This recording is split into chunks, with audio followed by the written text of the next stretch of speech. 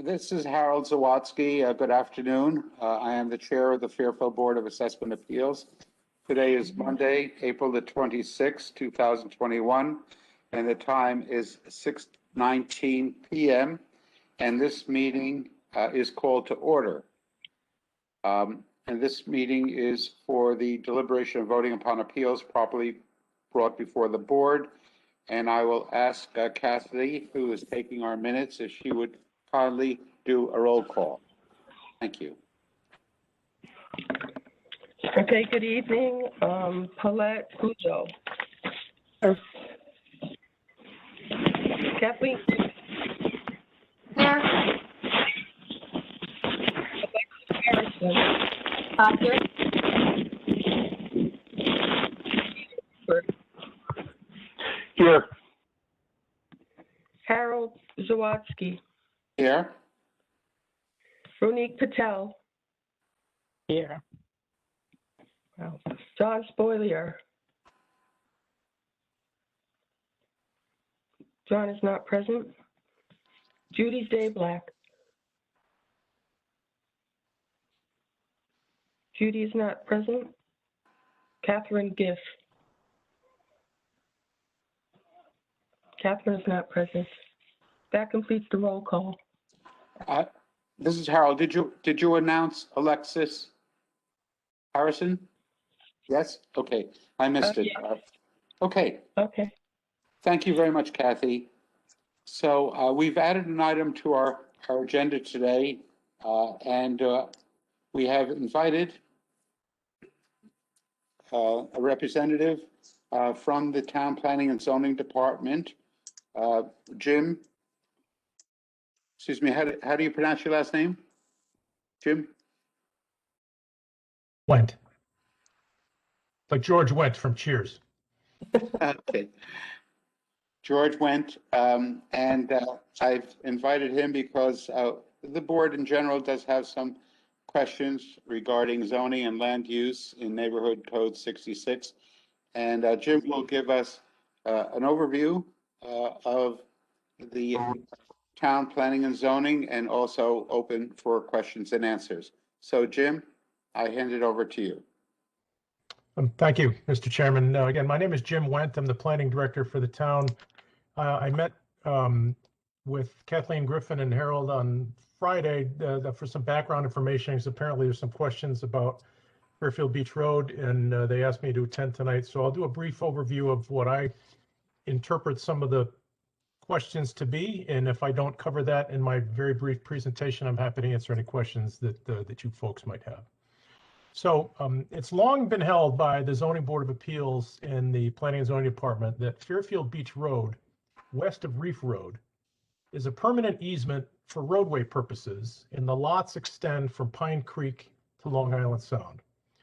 Unless there is sufficient lot area on both sides of the road to establish separate lots, or unless a variance has been secured by the Zoning Board of Appeals, they're treated as single parcels from a zoning purpose, even though they might be comprised of two different tax parcels.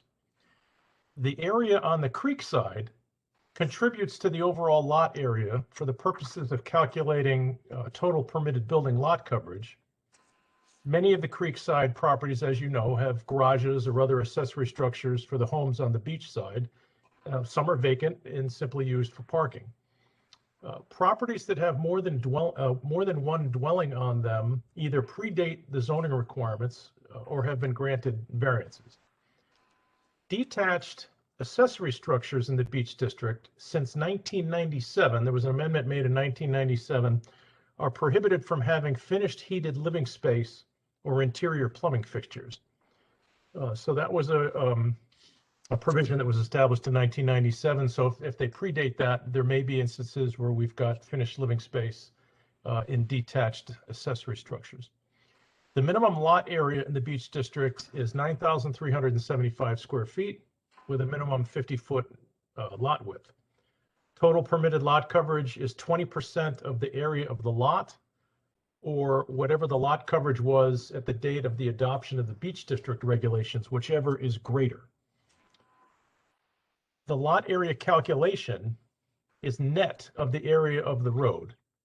as our regulations net out the area of the roadway, our definition of lot area excludes easement for vehicular access. And that's not unique to Fairfield Beach Road. Any easement, for example, if you've got an easement over somebody's property for a rear lot, that easement doesn't count over the front lot's lot area. So that's not unique to Fairfield Beach Road. So the roadway gets netted out, and then both sides of the street are calculated for the permitted lot size for what can be built on the lot. That is a very quick 30,000 foot overview. And if you've got more specific questions than that, I'm happy to answer those.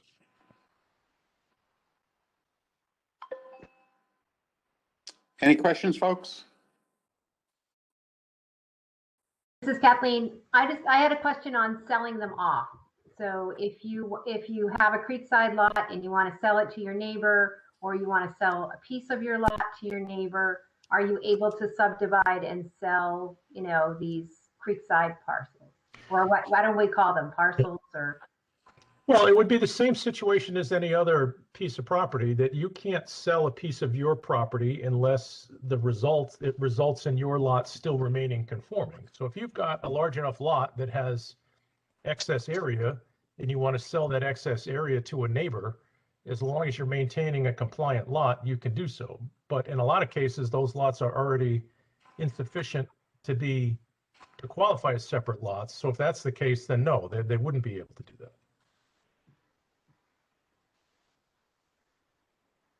Alexis, you have your hand up? Yeah, thank you. Thank you, Mr. Webb.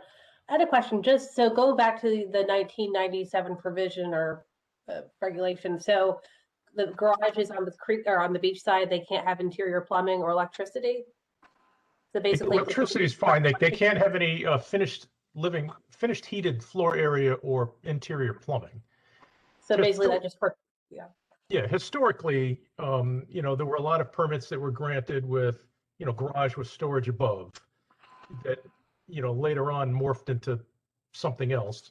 So the visible clue that was most apparent to prevent that is connection to the sewer line. So the restriction for no interior plumbing, then if you're, you have to attach, have it's a visible cue that something's happening that they didn't get authorization for. So it was just kind of a tightening of the regulation because there were some things that happened without the benefit of permit potentially. But that was only adopted. The beach district regulations themselves came in 1989, but that provision was about the detached was 1997. This is Harold.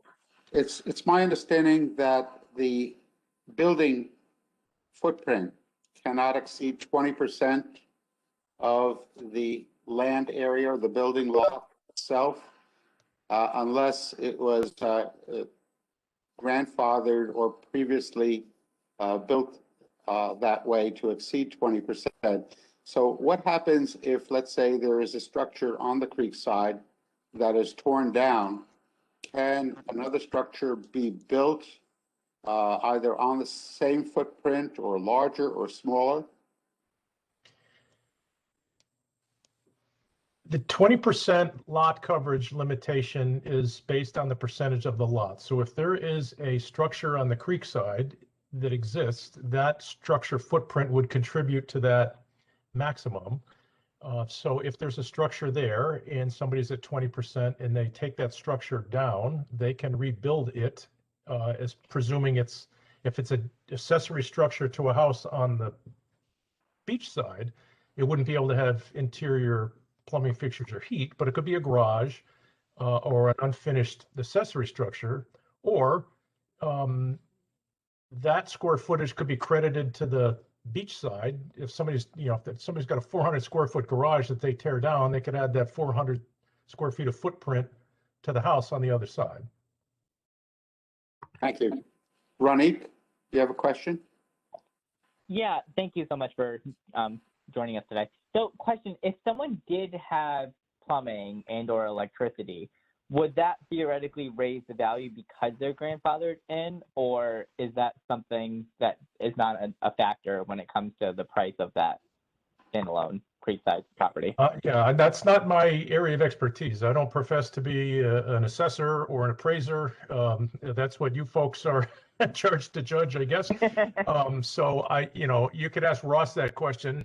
I may have an opinion, but I don't profess to be a valuation expert. Okay, no worries. Thank you. Kathleen?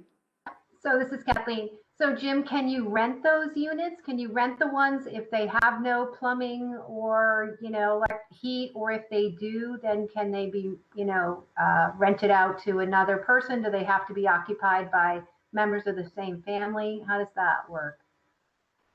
I'm not understanding what we're renting if something is an unheated, unfinished. Yeah, well, okay, so obviously, so if it's not heated, it doesn't have a bathroom, you can't rent it out. So say you were grandfathered in, you've got a apartment on the Creekside lot, you have 3-bedroom, 1-bath, apartment, but it's all part of your same lot. Can you rent that out to anybody, or is that considered, an in-law or an accessory dwelling unit, and you can Okay. rent it? Assuming it's a dwelling unit, we can't dictate who resides in it. We've had lots of court action historically, long before the Beach District regulations emerged. There's a lot of history from the Zoning Board of Appeals. It would put for family use only conditions on variance applications that over time courts have determined are not valid. We had a Connecticut Supreme Court case back in the early 90s in which the Zoning Board of Appeals, we were enforcing a family use occupancy only condition, and it was judged to be invalid. So long story short, if it's a dwelling unit, you can rent it. You could have it for family use occupancy. We can't dictate who the occupants are. This is Harold. Quick question. We have seen creekside properties that have a beach access, a narrow path, let's say, that crosses in between two beachside properties, that gives them utilization of that path. Is that square footage of the path included by the P&Z to be area included in the property, or is it just considered an extra feature? It would be the latter. I've seen that done in a number of ways. I've seen some lots that are subject to an easement for a neighbor to have that beach access. There are maybe one or two or a handful that have actual deeded strips that they own. But unless that area is at least 50% of the minimum lot width, it would not contribute to the lot size. So if it's less than 25 feet wide, it would not contribute. Thank you. Paulette, did you have your hand up? Yes, I did. Hi, Jim. It's Paula Cuso. Hi. I had a question. Hi. Now, the minimum lot area, that 9,375 square feet, that would make that area in an A zone, I guess, right? Prior to 1989, the beach, I guess we're talking about the peninsula by and large, was partially A zone. The majority of it was A zone. Some of it was Residence B. There was a study done at the time to try to set the parameters of the regulation to the average lot condition, because the history had been that almost everything that happened down there needed to go before the Zoning Board of Appeals. So the plan was to try to have a set of regulations that were more closely reflected the built reality down there. So yes, you're correct that the 9375 does mirror the underlying A zone, or not the underlying, the A zone size requirement. I think because of the majority of the lots at the time that this was done were in the A zone before the Beach District was established. The difference, though, on Fairfield Beach Road, if I understand it, is that the people that have those creekside lots that already have plumbing and electricity and all that stuff in them, because they predate that regulation, they can be rented. But in a regular A zone somewhere else, a detached structure can't be rented, because the accessory apartment has those rules about how you should be able to access the house from there, and all the other rules that go along with it, where you can't have, let's say, a garage apartment if it's not attached to the house and have access to the house.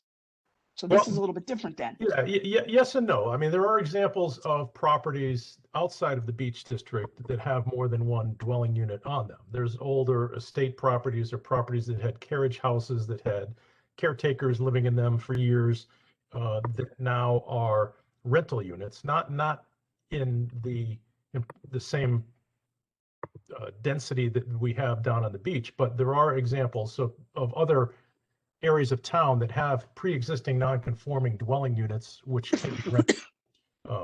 So that's different from the accessory apartment regulation that you referenced. You're correct in that unless you're in the 2-acre zone by recent regulation amendment, your accessory apartment has to be within the main dwelling. But again, there are examples of lots that have more than one dwelling unit that predated our requirements. Thank you.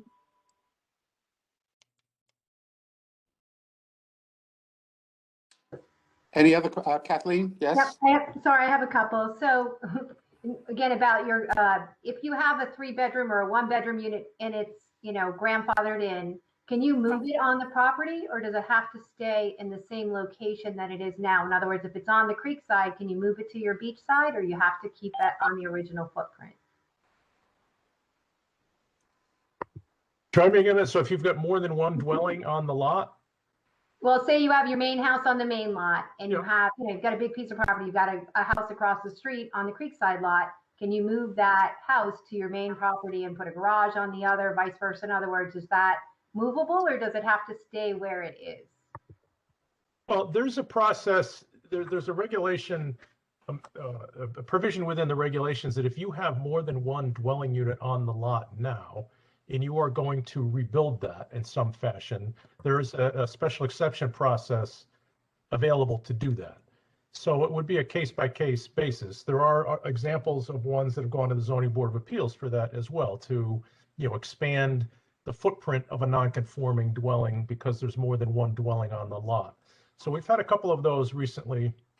One that recently went to court with 2 neighbors opposing each other for essentially proposing the same thing. And the court found that there's a special, that really shouldn't be before the Zoning Board of Appeals. It should be a special exception. So there's a provision in the regulations that allows that, but it's not an automatic thing. It has to go before the Planning and Zoning Commission. Okay. And how big of a garage can you build? Can you build like a 3-story, with a finished attic and then another story on top of that?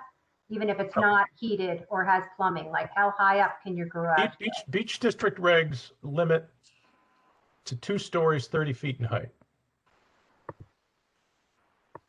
On the garages or? Anywhere. It doesn't matter. It's not, any structure cannot exceed 2 stories or 30 feet. And that's with the FEMA compliance, so you have to put it up on, because I know there's some down there that are higher than. There is some, we do permit a little bit of a break. We allow a 1 foot, it's going to get complicated, but because we measure to the midpoint of the roof, you get 1 additional foot in height for every 2 feet between your ground elevation and your minimum FEMA elevation. So if you've got a 8-foot difference between grade and your FEMA elevation, you get 4 more feet added to your height.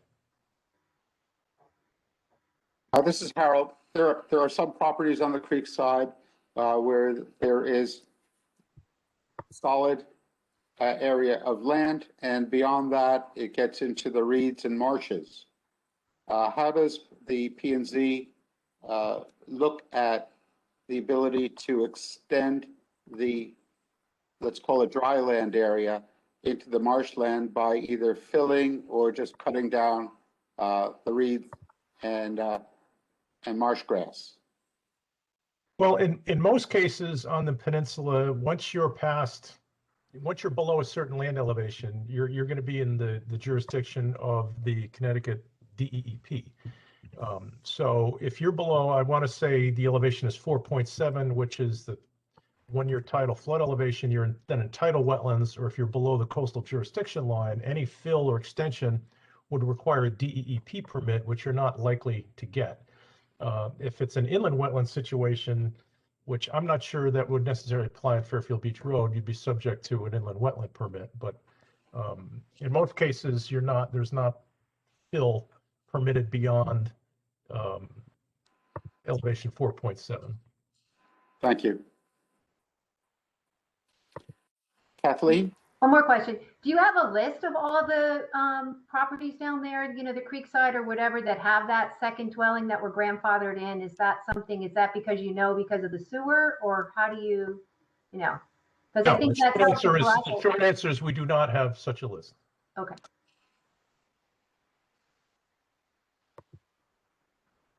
Any other questions from the board?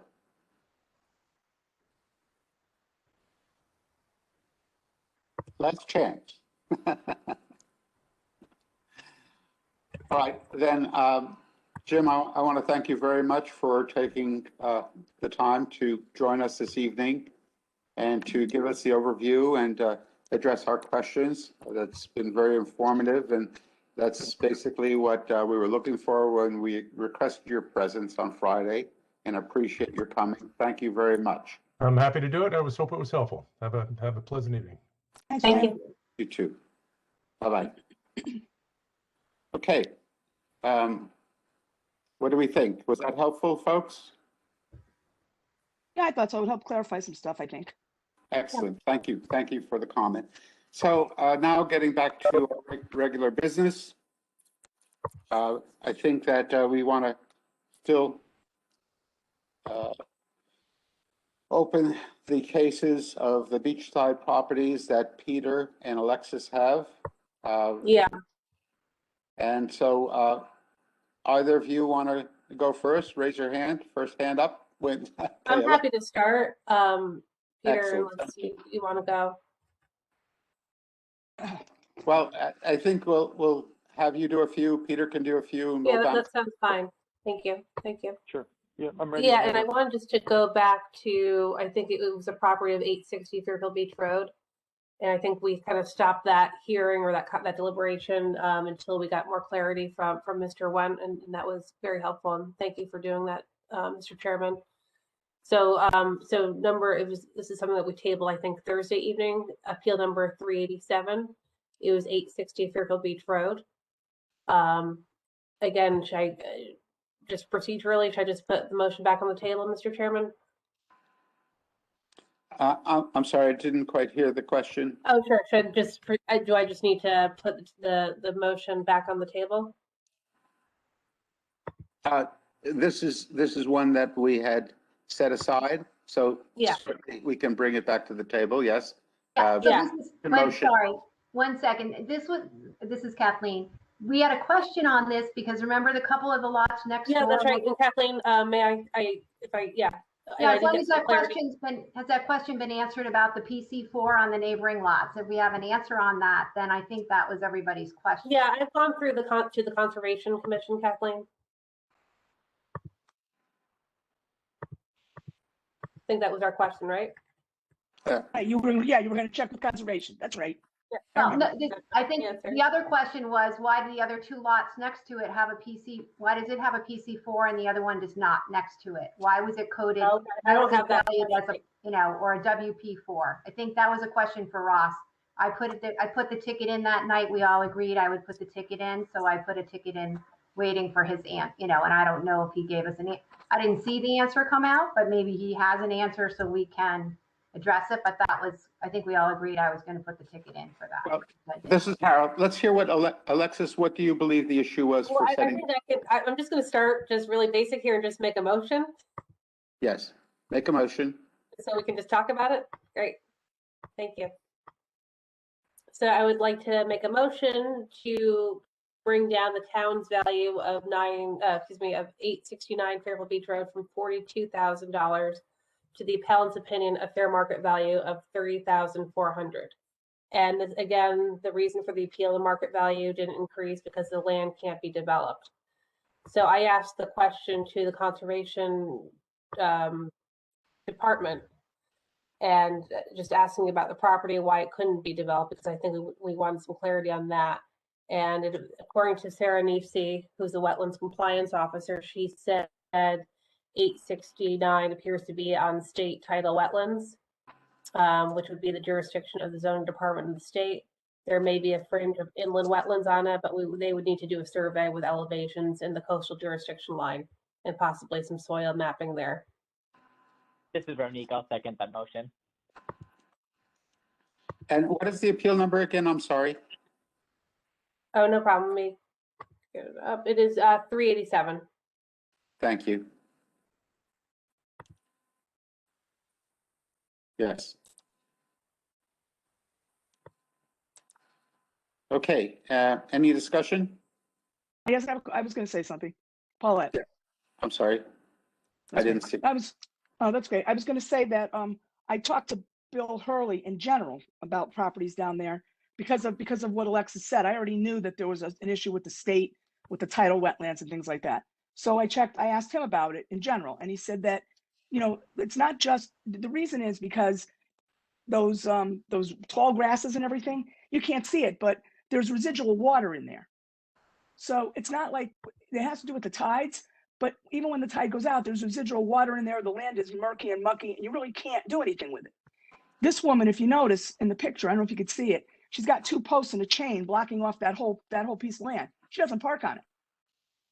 So I drove by it, and you can see in the soil that it's sandy, and it looks like you're gonna park on the beach. Yeah, it does. So I can see why she, that's yeah, my too. I can see Right. why she wouldn't want to, I wouldn't want to park on it because who wants to deal with it? But, and I don't even, it's barely deep enough what's cleared to put a car in there. My car's small.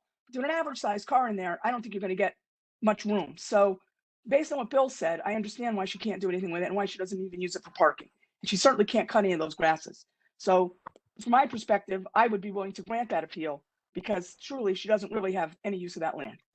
It is not an asset to her.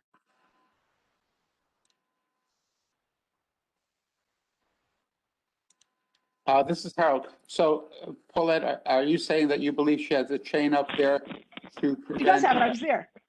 anyone from Yes. parking there? Yep, nobody can park there. I was gonna pull in to see how far my car would go in and what it was like parking there, just to test it out, but you can't. She's got 2 posts, I think they're metal posts, one on each side of the property, and then a metal chain across it. It says right on it, no parking. So you can't even get in there. And I could certainly see why, because when I really look closely, the ground really doesn't look like it's conducive to somebody parking on it. And I don't really think it's all that deep for a larger car or an SUV, even if you wanted to. So I can see why she blocked it off. It's probably more of a hassle than anything else. And like I said, I don't really think it adds a whole lot to her property value because you really can't do anything with it. There's no enjoyment of that property. She's got the beach to look at. She doesn't need that for a view. So that's why I would be willing to vote. I would be willing to vote in favor of granting that appeal for those reasons. Okay, any further comment? This is Kathleen. I will say on one of the maps, when I looked up the town GIS, not the town GIS system, but one of the other ones, there are 4 cars parked there. So I do think cars can park there. I just don't think that she wants them to, and that's why she's got it chained off. Because one of the aerial maps I was looking at, it's not Google Maps, but it's whatever we use for town mapping on some of the town maps, it shows four cars parked on the parcel. So whether she could pave it or not, I don't know, but I think it does provide some parking. I'm not saying whether it's worth $42,000 to be able to park 4 cars there, but I do think, there are some aerial photos in the GIS of 4 cars parked on that lot. When were those photos taken? Do we know?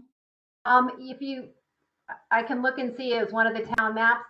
I have to find it, but it looked like I did it. photo. Yeah. I did a drive-by too. This is Alexis Harrison speaking, and I didn't think it didn't seem feasible to go to park 4 cars there.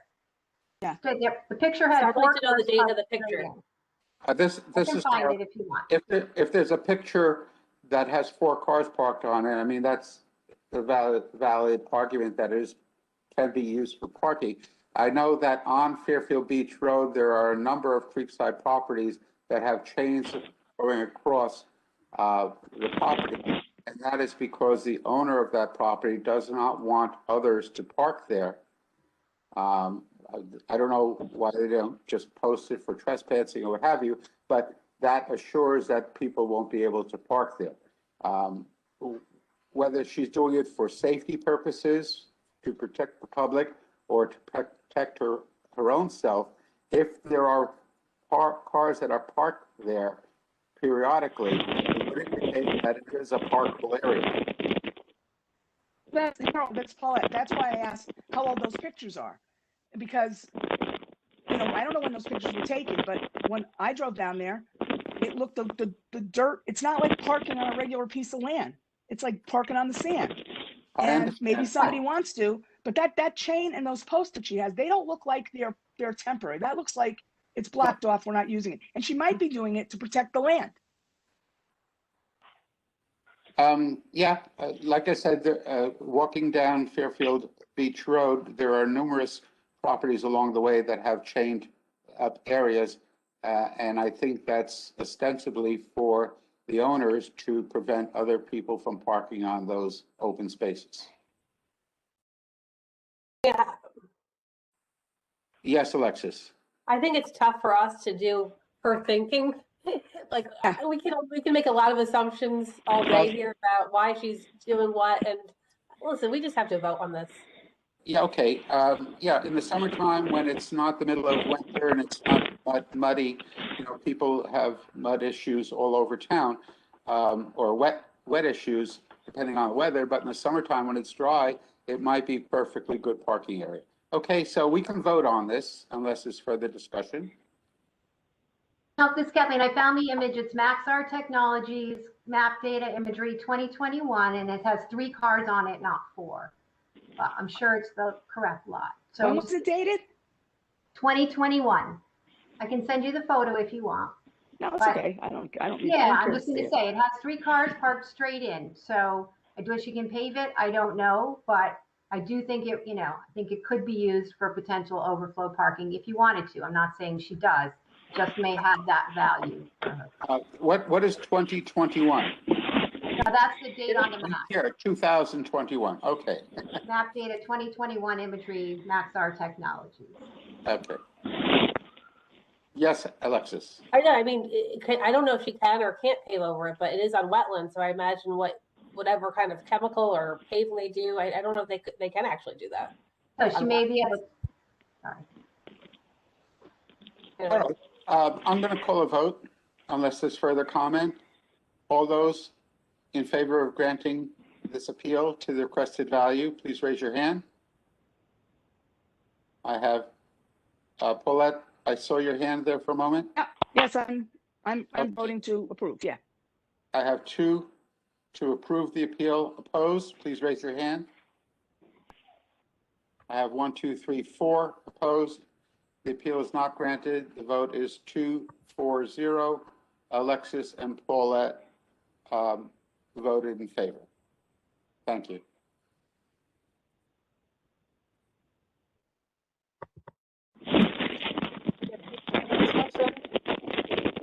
Alexis Snyder? Yep, I'm going to do another. Let me just pull it up. So this is going to be appeal number 547. And the address is 1791 Fairfield Beach Road. I would like to make a motion to bring down the town's value of the subject 1791 Fairfield Beach Road from $3.7 million down to the appellant's opinion of fair market value, which is $3.1 million. This is a pretty direct case, if you will. Just They Bernie, believe I'll second that motion. Oh, thank you. They submitted an appraisal, which was done by a bank in July of 2020, which states what they believe is the accurate value, which is $3.1 million. And you guys can look over the appraisal that was done in July, just during the height of the market rush. And I think most of these appraisals are done by pretty respected professionals, so I'm not going to question what they put together here.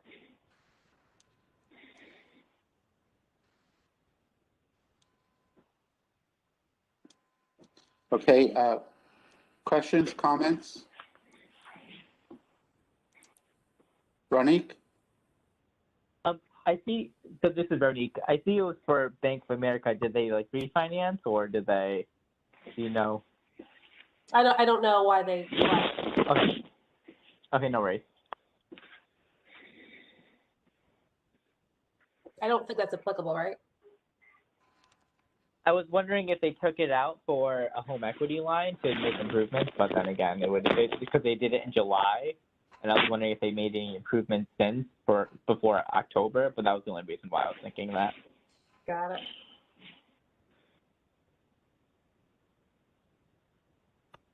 So this is Kathleen. A couple of these sales are earlier pre-COVID sales. I don't know if they time adjusted for that, or did she mention that in the appeal? So the first 75 Old South Road, that's in Southport, and then 296 Pine Creek Avenue, those are not on the beach. So they are 1019 or 126. They're closed in December of 19 and September of 19. Now they're within the reval period. I'm just wondering if she spoke to the comps or if you asked her which one. She did, actually. It's a good point. Thank you. I'm just looking back in my notebook here. And she said they did make some adjustments just for the increase of the beach area in general. This is Harold. Is it known if this property has a creekside portion? Look at the card. This is Kathleen. I don't believe it does. I think I was trying to figure out which ones did and which ones didn't. And I know she didn't appeal it, but I also don't, you could look at the deed, but I don't think so. I don't think it is, Harold. Yeah. All right, just curious. Yeah. This is Kathleen. I did notice on her landline, because I know most of looks like a significant amount of the value in this property. If you look at her field card, there's a lot, the land alone is 2.7. So the value is not necessarily in her, according to the town, the land is not, the value's in her dwelling. So if you look at the parcel, she's got 0.86 acres. She's got a really big lot. I walked it last night, so I know she's got a lot of beach frontage there. But she does have a condition factor of 1.2 on her property, as well as a site index of 6. So I'd asked Ross to take a look at those and give me his opinion on whether he thought, it was appropriate to give her a 6, because most of the beach has a 5, and also a condition factor of 1.2. So, I mean, he might be able to speak to that now. I don't even remember what the answer was on that, but that's like a double, that's like hitting her twice for having such a wide lot. So I'm not saying that the appraisal, again, there's some comps that aren't in the beach and they're a little bit older, but perhaps if the issue was with her land, we may be able to adjust the land permanently, and then, it will stay with the property if in fact her land is overvalued at 2.7. That sounds like a lot for the land. So I don't know if Ross is there about the site index 6 versus a 5, or the condition factor 1.2. Ross, are you there? So this is Harold. So Kathleen, your question to Ross is a site index of 6 and a condition factor of 1.2 in keeping with the other properties in the area on the strip? All right, so this is Kathleen. I looked at some of these ones trying to figure out who owns what. So one of the houses next to her on a large lot has, I believe, the site index of 6, but not the condition factor of 1.2. So what the site index does was bump her land up. See the size adjustment if you're looking at the card to the left, it bumps her up by 30%, and then the condition factor takes her up to 20%. So she probably should have one of the two, but her neighbor doesn't have the 1.2. So I'm just that was my question to Ross. I seem to think he thought the site index was better than taking away the condition factor, but both of them, given that their percentages on the land, are going to significantly take the property down. Let's give Ross an opportunity to answer. Thanks, Harold. It's Ross. It's been quite a while since I looked at this. I remember looking at it, and I think it would be better to make it match the neighbor by taking the 20% off the condition and leaving it as a site index 6 comparable to the neighbor. And I believe that's similar to some of the others on the street. And I'm thinking about the house at on the point of the peninsula. So this is Harold. How would that change the valuation of this property? Factor a 1.2 to a 1. That would lower the total value to $3,295,000 100. 295, 100. Yeah. I'm sorry, can you say that again? Because I didn't hear it. It- 3,295,000. I can't hear it. So, Peter, Yeah, Peter, I whatever think we're color getting you a lot want of the 80s. scratch from your mic. Might be, Peter, this is Kathleen. Peter, might be your microphone. Is it hitting your shirt or something? Yeah, something. I know mine does that. Can't wear it.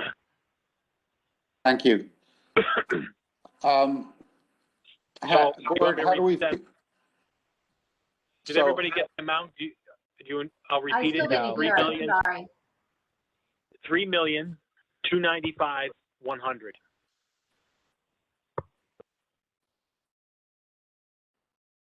And the land goes, so that's just off the land. So the land goes down.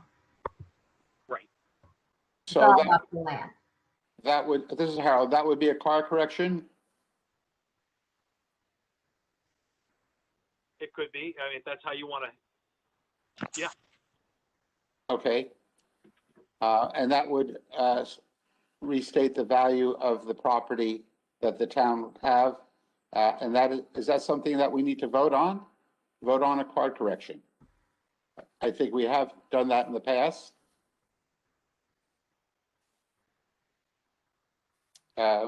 So I'd like to make a motion to grant the card correction, if I may, to $3,295,100.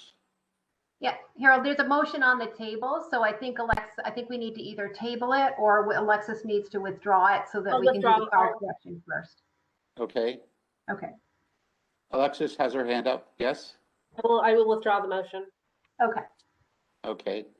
Then I would like to make a motion to grant a card change to a value of $3,295,100. Do I have a second? I'll second. Alexis seconds. All those in favor of granting the card change to $3,295,100, raise your hand. I have 1, 2, 3, 4, 5 in favor of the card change. Opposed? Abstention? 1 opposed. Okay. The motion is carried with 5 in favor, 1 opposed. And Paulette is opposed. Just once, I'd like to see us give somebody the amount that the appraiser decided on, not the we made up. Just once. That's why I'm opposed. I'm sorry, I didn't understand the purpose of the comment.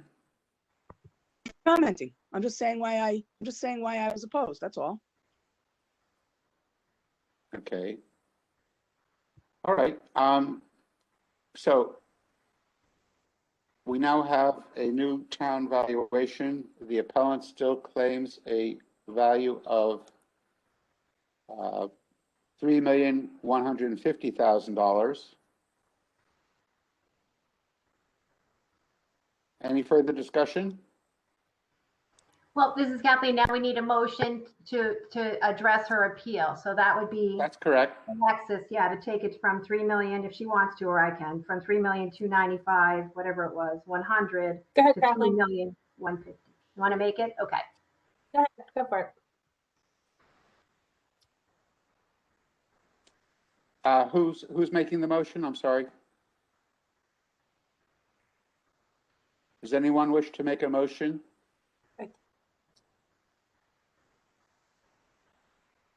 I mean, this is Kathleen. I think we have to decide on the appeal. So if no one else wants to make the motion, I'll make the motion. I'll second it. This is Harold. And Kathy, for the record, this is to take it from the new town value of $3,295,100 to the appellant's requested value of, what was it, $3,150,000? Yeah. That's correct. Okay. Yes, thank you. So I will call a vote unless there's further discussion. All those in favor of granting the appellant's opinion of value of $3,150,000. Please raise your hand. 1, 2. I have 2 in favor. Opposed? I have 4 opposed. The appeal is not granted. The town value remains at $3,295,100.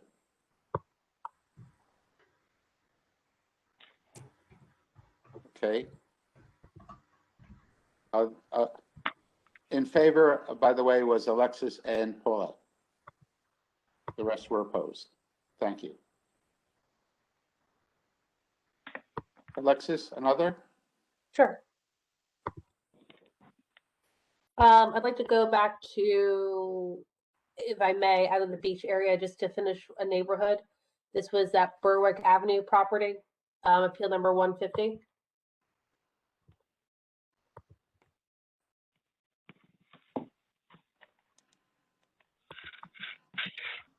Mr. Chairman, are you okay with just finishing that one property? Sure. That was 150, appeal number 150. And could you please state the address? Yes. It's 145 Berwick Avenue. And just to refresh everybody,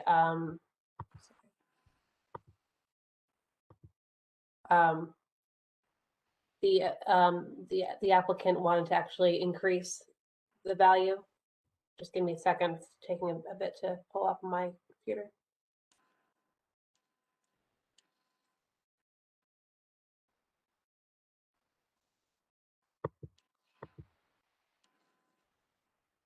Okay, so the town's value of 145 Berwick Avenue was $279,800,000, and the appellant would like to go up. So I'd like, since I tabled that motion a while ago, I would like to make a new motion to bring down the value of 145 Berwick Avenue to the appellant's opinion, a fair market value of $317,120. Is there a second? Peter seconds. So So I where think- were we? I'm sorry, Alexis, I was just saying, where were we with this? Yeah, no worries. So we were wondering, I think, if there was a building permit on this property, because we just found it a bit unusual for an increase to be asked for. Mr. Went did say there is an interior alterations permit issued in October 2019, which, and the interior alterations permit cost could not exceed more than $30,000. Again, I remember at the time, a little suspect of wanting to go up, just considering it's in a flood zone. There are a lot of, issues in this area. I don't know if you guys recall the conversation at all. I know there's been many more since then.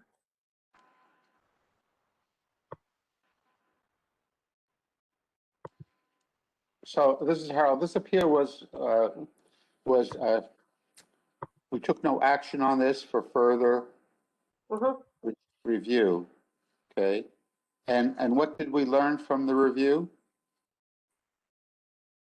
I think we were wondering what kind of, if the gentleman who owned it was doing any kind of work on the property.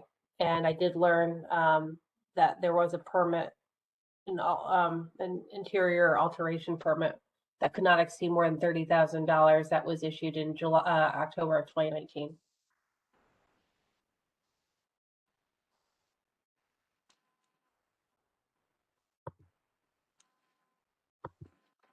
Okay. So what you're saying, so Alexis, what you're saying, Alexis, is that, by, raising the value, he's going to be able to do more renovations than were previously allowed, right? Is that my understanding? Yeah, I think so. I mean, and just considering that whole area is kind of a flood zone, I'm very suspect of how that could be more than that, more than what the town appraised it for. He felt it was just undervalued, and I don't want to render any opinions, but is very interesting for him to do that. Well, then, if he has a permit that cannot exceed $30,000 and the increase that he's seeking is less than $30,000, it would Right. seem to me to be reasonable to grant his request for the fair market value of $317,120, if that's the correct. Yeah, but I think there's also major flooding area zoning flooding issues in that Berwick Avenue area. I mean, I know an 830G complex was denied a few years back because of the flooding issues and the public safety issues. I'm just kind of curious what he could build there, if anything more. Well, perhaps the $30,000 is to address the flooding issues. I don't know. But in any event, if there's no further discussion, I can call a vote. Or Kathleen, you have your hand up. So I think one of his issues was he wanted us to put the house up regardless of the dollar amount. And I do think he said there's field card mistakes, but it's been corrected on the card, I believe. And/or it is correctly a 1/4 story and not a 1/3 story. I think Ross confirmed that with that it's a cape. Because, he's got a few points on his card, the field card mistakes. The basement is now listed as a basement. It's not listed as a crawl space, I don't believe. So I think that those corrections have been made. So that was one of his issues. And then I think we've, whether we've all decided this in total agreement, but how much the land, that our job really isn't to increase land and decrease building value on a property. Somebody else asked us to do the same. And I think we're deciding we look at the total value of the property, not necessarily, well, we may make adjustments on certain lines.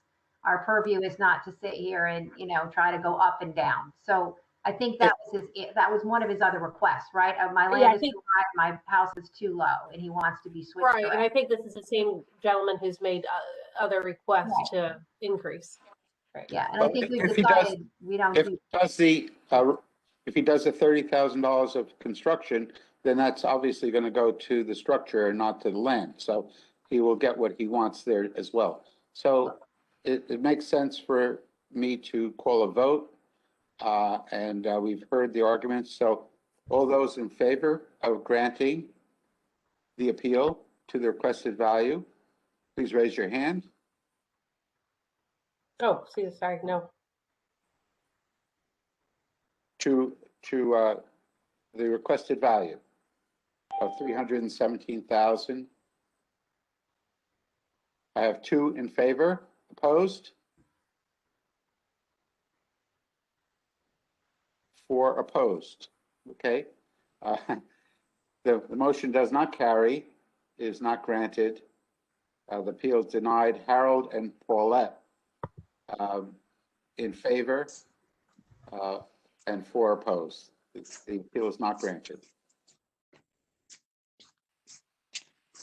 That finishes Kings Highway, so that's off the list. So we've got Mill Hill and the beach left. That's it. Fabulous. Moving along. A right, couple Peter. condos, a few condos that are around town, but yeah, and commercial. Thank you for helping with that, Alexis. Alexis, do you want to continue or should we hand over? Yeah, I'll take a little break. I'll let, I'm sure Peter's just dying to go up. All right, Peter. Okay. Thank you. All right. So I'll start with I'm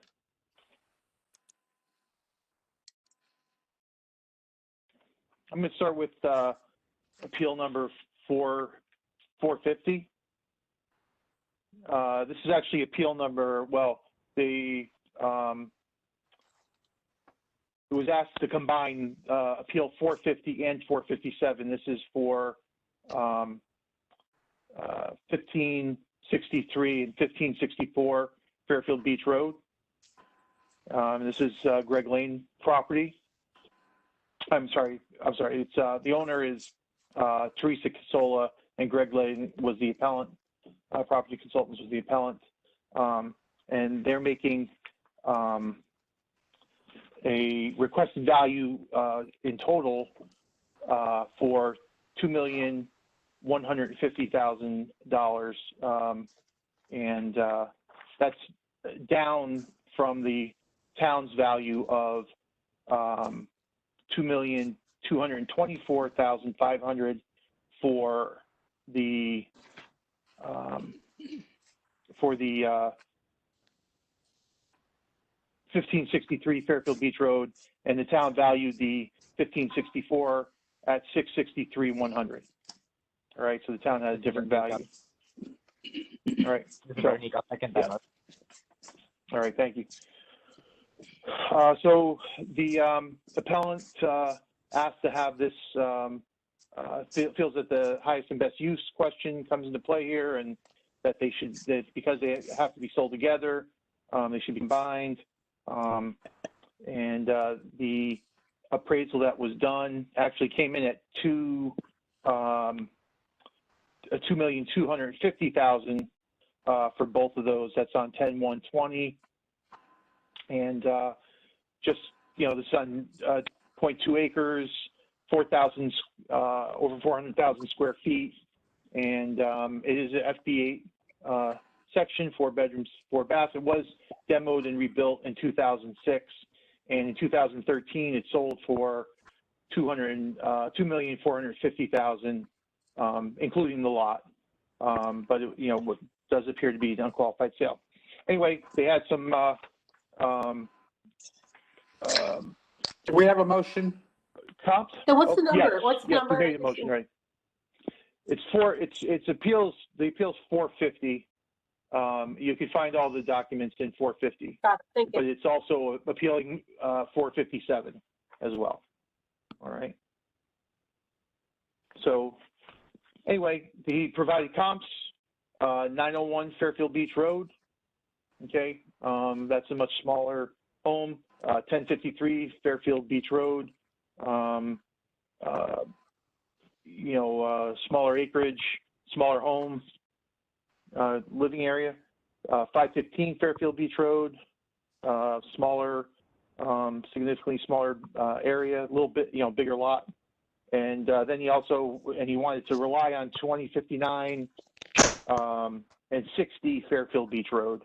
That was the one he said we should be relying on. That was a sale from 3/4/19. All right. So, but he, you know, he was expanding the parameters of this, and that, you know, a smaller lot and also smaller square footage. Those are the last two comps were both. One was a FB9, and this one was a FB7. So. This is Kathy. I didn't hear the second. I'm sorry. This is Bernick. I'll second that.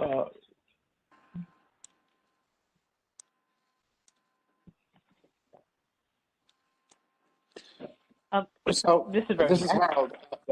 The appellant purchased both parcels of land at the same time? Yes, they're both. Yeah, they have to be sold together. Right. And yet the town has 2 cards on it, and each property is valued separately? That's correct. Yep. That the correct understanding? Yes. The count's total valuation is $2,887,600. Oh, this is Bernick. I was going to ask that because I saw the separate card for $663,100. So that's the right card for that property then, right? That's right. Yep. So she's basically asking for, wow, okay, thank you. This is Kathleen. So Ross, the sale is unqualified. Is that because it had 2 parcels, or were there other reasons, or you can't tell? I know it was an older sale, but it was a 2.4. What was it they paid? 2.4 million. It was because there was 2 parcels. 2 parcels. So that's why it's unqualified, not for other reasons. Okay. That's correct. And this is another question. It looks like, I mean, the Creekside lot is at what, 663, and it looks like they want the Creekside property valued at 350. Is that what I saw? So just wondering, I looked at that Creekside lot has a 0.9 on the land. Ross, can you explain, you know, as opposed to the 0.1 that we usually see on the Creekside? Is there a reason why? I know this must be one of those grandfathered ones where they can have a house, right? Because it's an actual house on the creek, it's not just a garage. Right. Right. So Right, the it's creek because there's It's a actually house a there's a lot there. of value to this property, at least in terms of the town's value, right? So Right. in the reval, how did you assign land values on the creek side? You know, whether they were garages or houses, was there any consistency to that, or how did you go about that in the reval?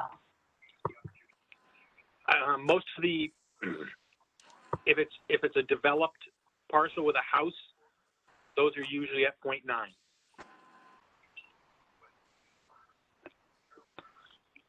This is One Kathleen. is actually, I believe, is a 0.8. Okay, as opposed to a freestanding home, say someone has a house on the creek side not attached to the beach, theirs would be at typically would be at a 1.0. I'd have to double check, but I think those are mostly at 0.9. So I'm talking about the houses that don't have a beach lot, like just a creek, any of the PC4 creekside lots, they would be at a 1.0 typically. I'd have to look, Kathleen. Okay, not no, I'm remember just off wondering, the top of my head. yeah, my question was there a reduction because it can't be sold separately, or were you just looking at it as a completely separate parcel, not at all associated, you know, when you assign some value to the creekside house, because it can't be sold, right? So it probably shouldn't be valued exactly like a house next door to it that can be sold as its own home. So I'm just wondering how you did I'm that. just taking a look at, see what we have for notes on it. Oops, Okay. I lost it. Because I think Peter has another, you know, there's several of these where, you know, now that Jim sort of explained it, they can have significant houses on the creek side, but yet we know they can't sell them. And so perhaps the market value is not as high as a house that can be sold on its own, even though they can rent it, you know, they can do other things with it, but they can't, unless the lot's so big, they can't subdivide it and sell it as a completely separate parcel. Right. The notes on the card indicate that it was priced with lot 16, which is the main parcel across the street on the beach. When you valued it, you did look at them together. Yeah. Yes. Okay. That was my question. Ronnie? Yeah, this is Veronique. So they actually rent that separate, the property on the creek side, they rent it out for $2,300 a month.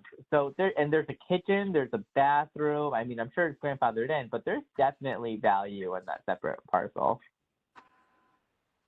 Right. It's considered, at least on the field card, it's got what's considered a modern kitchen, modern bath. It was actually demoed and redone in 2002, according to the field card. And then it also says that it's got a dock, it's it's one bed, one bath. So, it's not extensive, but it's 894 square feet. Yeah, this is Veronique. Yeah, there's pictures online for it. I mean, it's not quite my style with the patio furniture, but I mean, it's well done. I mean, and they still rent it out, and it's right on the water, it has the dock. I mean, there's definitely value. I would not completely bring that entire value down to zero.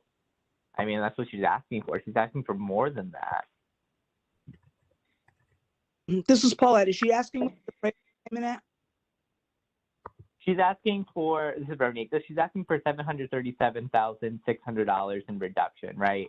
And so the other property, the Creekside, is valued at $663,100. So yeah, it is in combination of both, but that's basically bringing down that separate property to down to zero, and then asking for another, what, $40,000, $50,000, $70,000, $80,000.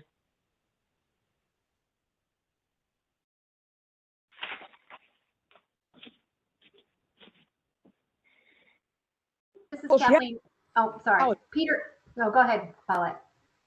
I'm just saying she has a valid appraisal. She's asking for less than what the appraisal's for.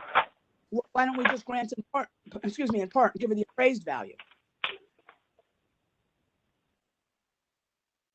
This is Kathleen. So I was asking with my question for Peter. Peter, you probably had more time to look at the appraisal. Did they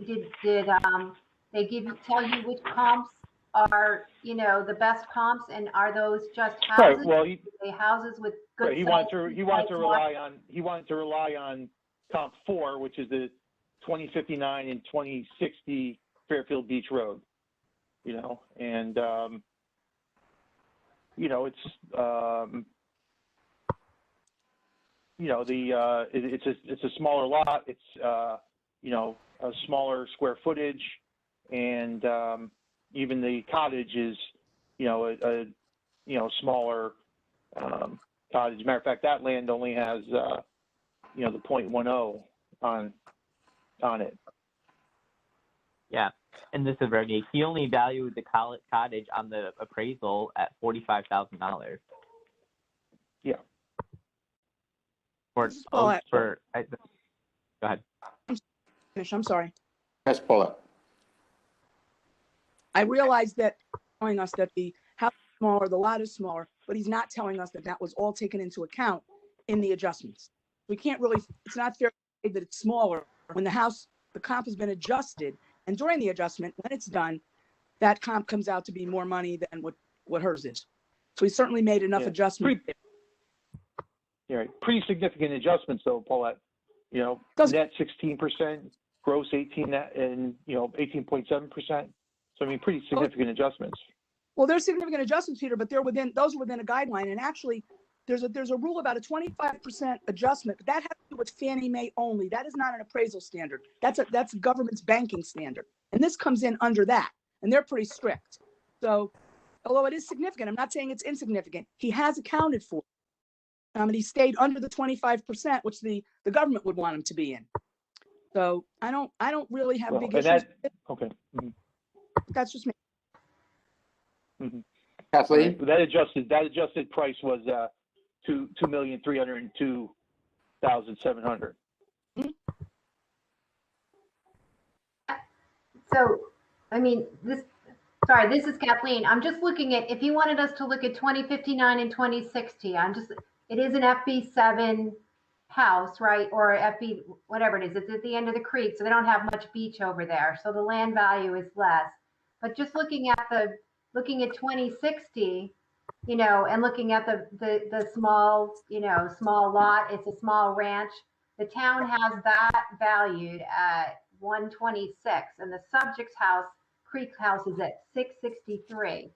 So something is, I don't know if you know, I'm not sure why that Creekside house is so low at 2059 or 2060, unless it's just I know it's not FEMA compliant. It doesn't look like it's FEMA compliant. I don't know if there's other reasons, but in terms of comparing the two Creekside properties, you know, I don't see them being that much the same. Or I don't know why the town has them so different. Well, the land is different, but and also the depreciation. There's only 7% depreciation on the you know, the subject, and what's that, like 14% on the, you know, so I don't know what that, you know, equates to, but on the other one, that the 2060 Fairfield Beach Road.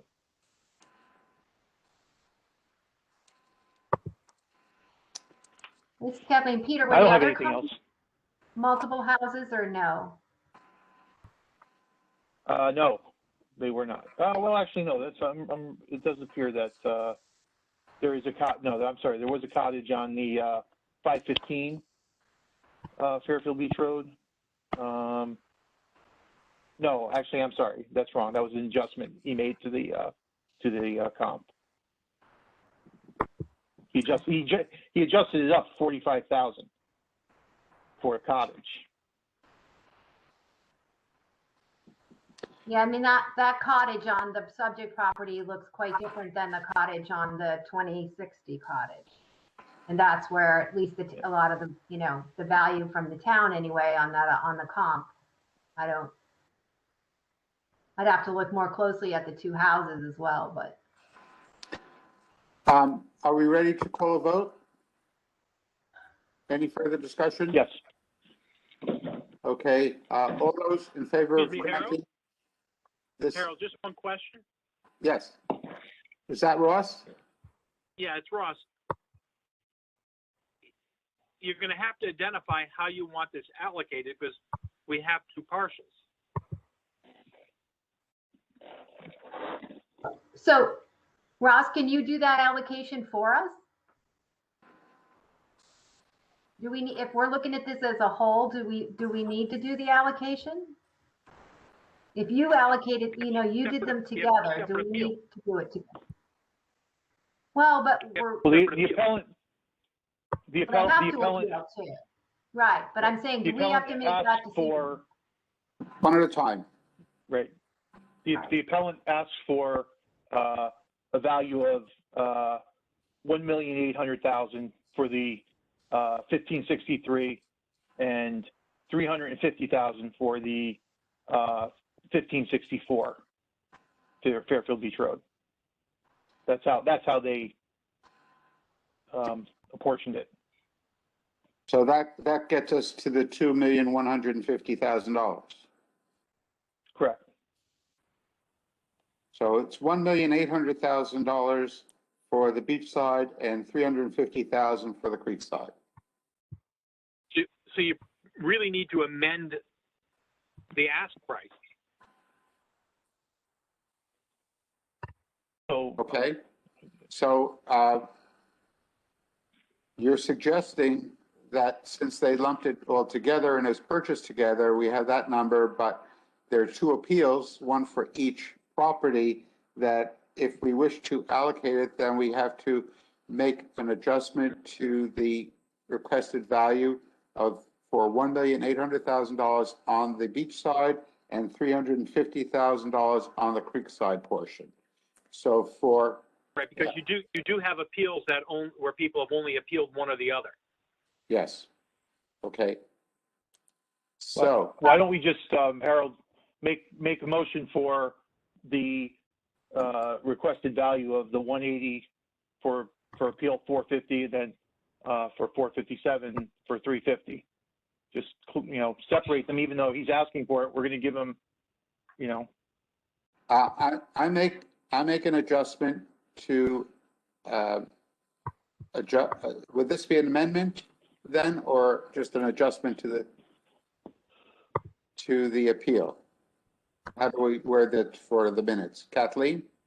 I mean, that's a really good question with these parcels because, you know, I think, you know, Greg had a point. He looked at it as an entire property, and the more we look at these and the way we talk to Jim, the town separates it out, but the market value really isn't separate because they can't sell them. So whether we have to decide on what we want the total price to be, and then we decide how we want to allocate what we take it off of the house and the beach. Maybe we do it that way because we've got a bunch of these. And I just feel like, you know, if we know they can't sell the house, you know, how are we valuing this whole property? And if we look at it as a whole, he's asking for $2,150,000 from 2.8, you know, or whatever they wanted. 2.2 is the appraisal.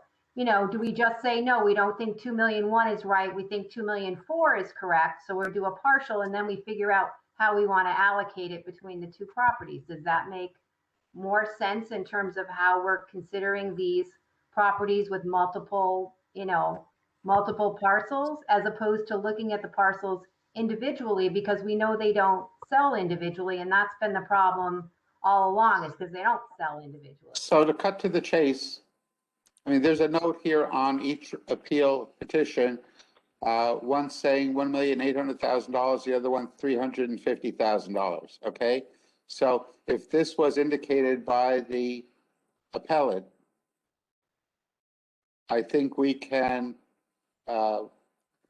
adjust the values that the appellants had said that total that $2,150,000 and apply the values that they have themselves.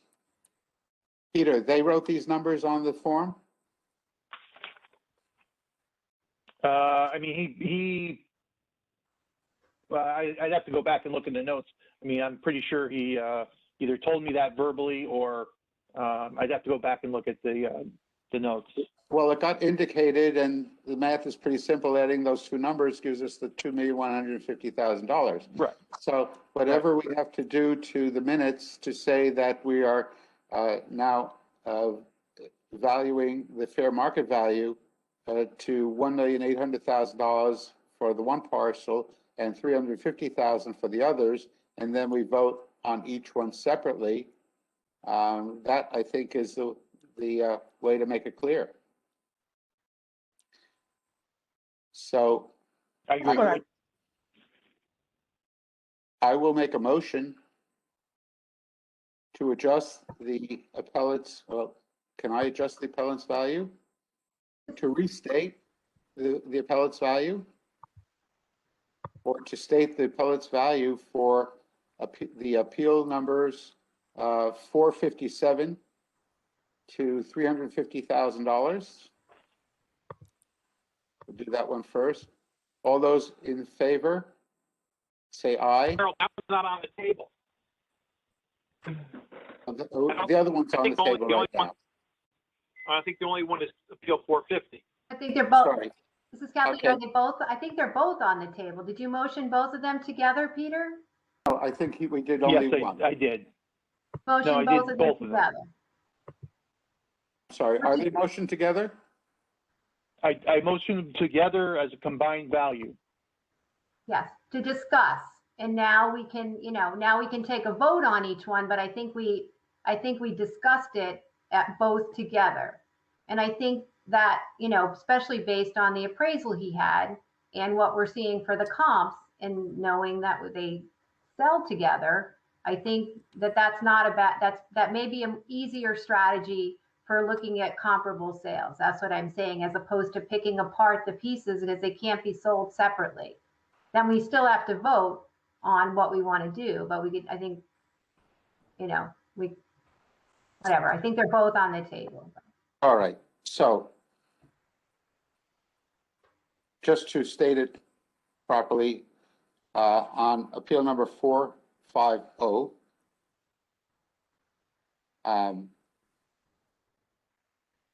all those in favor of granting the appellant's value of $1,800,000, raise your hand.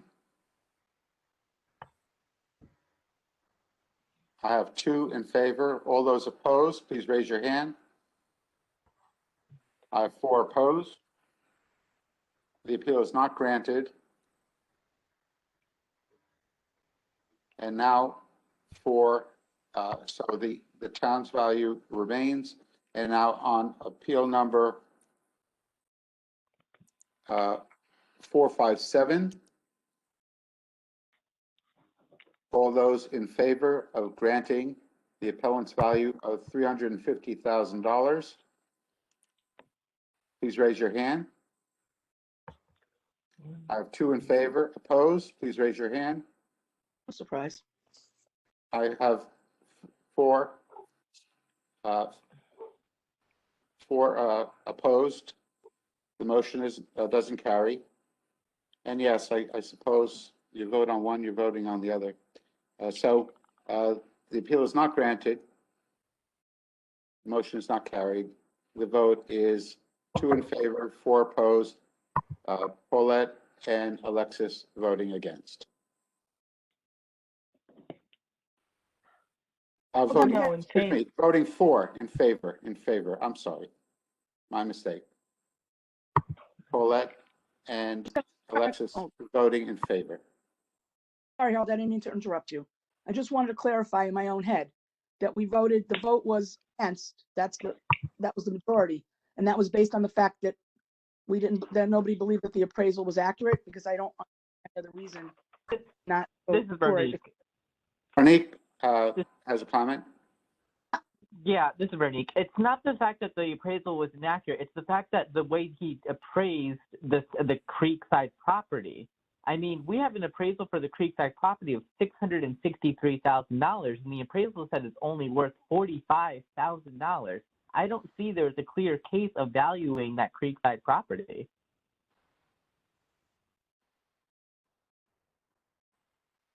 I don't think that 600 $1,000 is the right price either.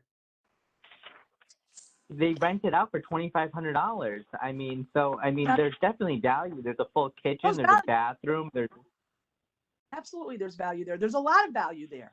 They're renting it out. It's a nice place, but $650,000 for a piece of property that can't be sold is a little bit on the outrageous side. But I also think 45,000 is way on the outrageous side too. On the other end. Yeah, probably is. This is And Kathleen. it appears that the difference is the value difference that the town has and what the appellant is requesting. So I think we can move on. Now let's move on. Okay, the next, I'm going to take these because the appellant presented them as two separate parcels. So this is, we'll start with the beach side. This is appeal number 495. It's 1721 Fairfield Beach Road. The owner is Susan Page Snow, and she was the appellant as well. All right. The town has valued this property at $1,234,000, and she's requesting a value of $968,600. And I'll get to that in just a moment, but I make a motion to grant the appellant's value to $968,600. Do I have a second? I'll second. All right. Thanks, Alexis. So she What was was the only appeal number again, Peter? I'm sorry. appeal 495. Yeah, I don't have anything close to that for number, so I have the town value at $1.6 million. Is that wrong? Right. Well, so she was only appealing the value of the land. Only the land. Okay. All right. So she stated that, she had some confusion over how the beach area was divided. All right. So she wanted she did bring up Fairfield Beach, 2206 Fairfield Beach Road, but then she said she didn't really want to use that as a comp. Then she said 2115 Fairfield Beach Road. She wanted to use that one as a comp. She said it was a little smaller, appraised value is less. That's an FB7 property. Her property is an FB8 property, and she let's see here. So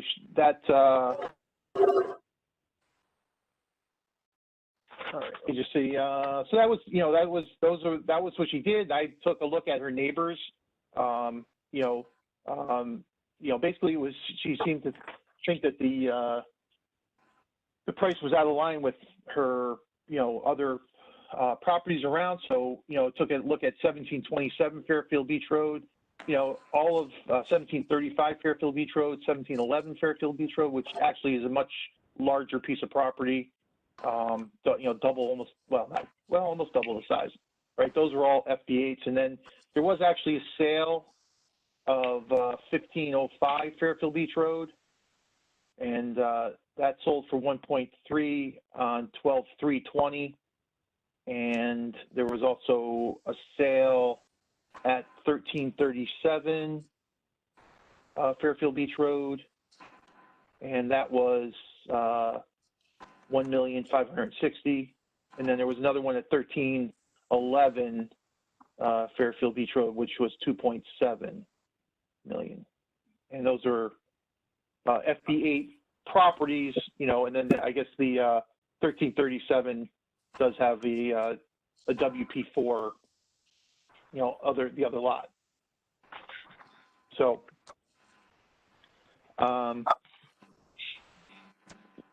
anybody have a question? Yep, Ronique?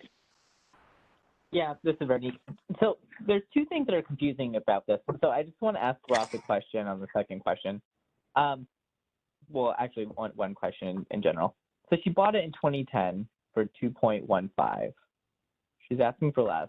But I do have a question as to why the dwelling went down from last assessment to this year's assessment. So I think I've seen that every now and then, and I just still don't quite understand why the dwelling would go down, but the land would go up that much. Yeah, this is Ross. Unfortunately, I'm not just gonna. I don't think I can just answer that without doing some research to see what changed. Right. I'll take a quick look and see if something jumps out. Okay, thank you. It's possible that it's coded as a conventional. It's possible that style of house went down. Oh, I see. Okay.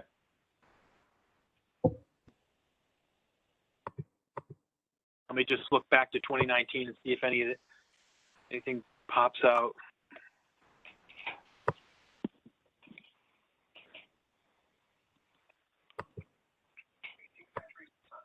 Yeah, I mean, just taking a quick look, it looks like it's coded the same. You know, nothing changed as far as how we listed the property. So, yeah, unfortunately, nothing's just jumping out. Okay, thank you.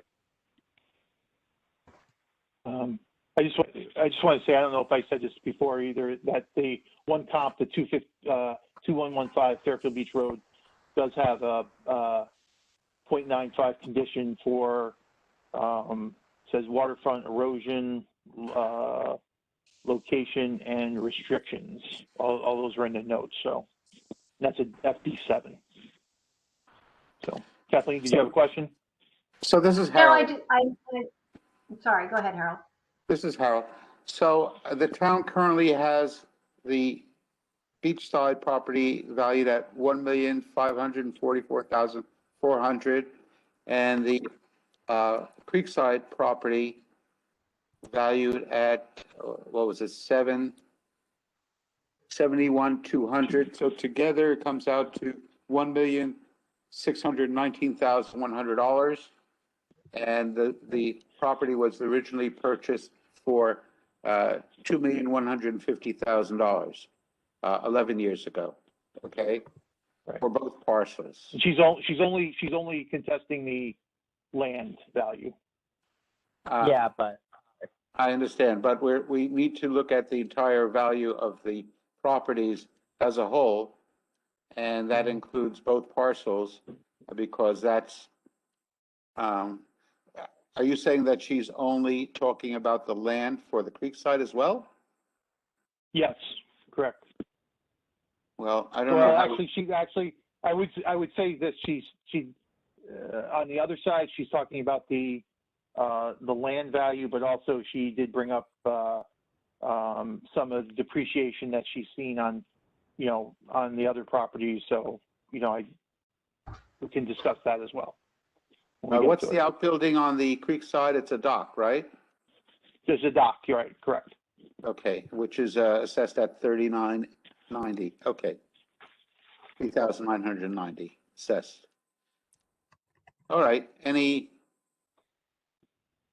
reason? Do we have any weight on the comps that she's presented? Paulette, I see your hand up. I just had, I just want to make this statement about the values. What happened in 2010 has absolutely no bearing on what's happening today. We do that all the time. We bring up that they paid more for it in 2010, but the market doesn't just go up like a hill. It goes up and down, up and down, up and down. We have no way to track what happened with those properties between then and now. Now they're high again. Yes, I admit it. But during that time, that property could have dropped way down in value. Just because it's on the beach doesn't mean it can't happen. I showed you that property this morning in Southport. Sold for $1.8 million and change. Now it's selling for $1.5 million and change. It can happen. So I think we stop referring to what years ago. We need to focus on now. I understand. I'm just reading off the card. I'm not making any value judgments on that. Kathleen? Yeah, so this is Kathleen. I think for the minutes, we're going to need to be consistent. So, I know what she asked for it off the land. So typically, I normally say they don't make their case when they're asking it off of one versus the other, because they need to tell us, they need to make a case for total market value. And I would argue she should have added her, now that we've talked to Jim, I would have argued that she should have added her creek lot into the whole thing and showed us how her whole parcel is or isn't worth the total, whatever you said it was, $1.6 million or $1.7 million. But either way, for the minutes, we need to take whatever, it looks like she's asking for 247,400 off her land. Did I do my math right? So we really need to make her requested value for this particular property, whatever she's at, minus 247,400, or it's going to be very confusing. So I think the motion needed to be, you know, what the original value is on the card. What is it?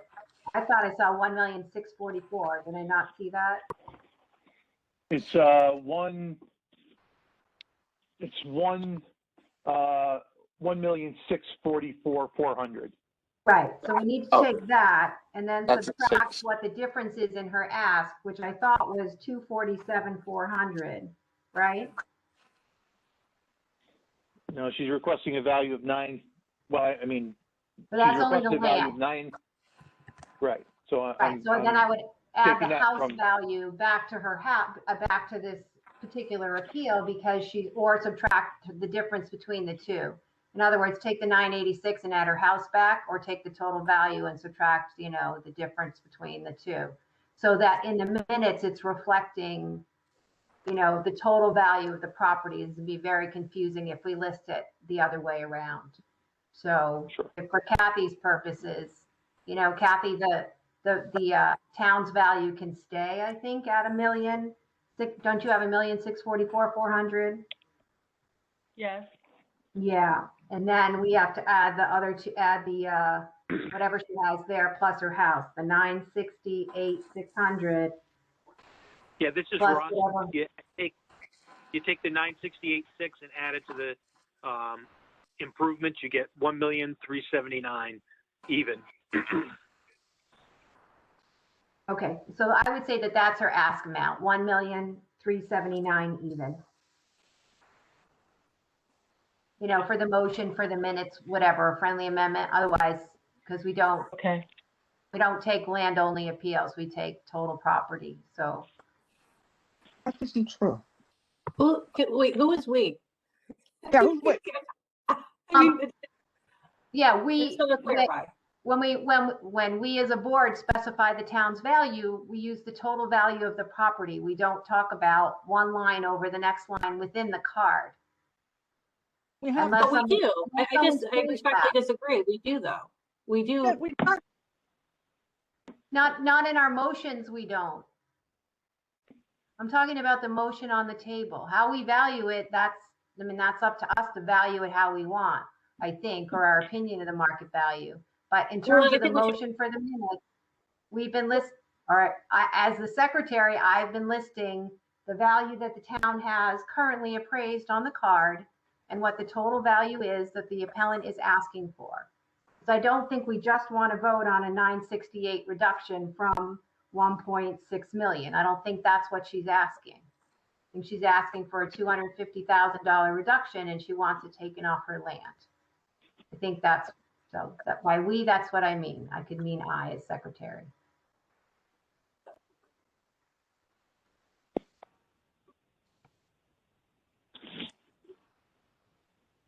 So I'd be happy to withdraw the original motion and make a new motion. Can I do that? And what is that, Peter? Or Is- friendly amendment is fine, Peter, too, because the intention was the same. Intention hasn't changed, right? All right. So then I'm amending her ask to 1,379,000.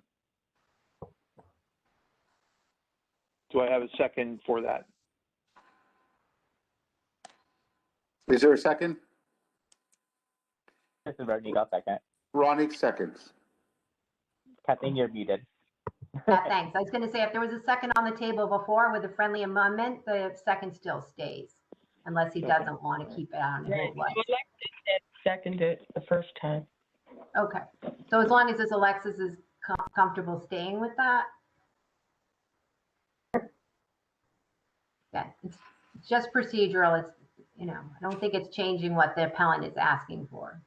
No, I hear what you're saying, Kathleen. My only point is oftentimes, even you do it, often we talk about land value and property and house value. So I'm just thinking if we had to be consistent then. Yes, I agree. And just in the minutes, we've got 650 of these to document. We just need to do them all the same. And we do. All right.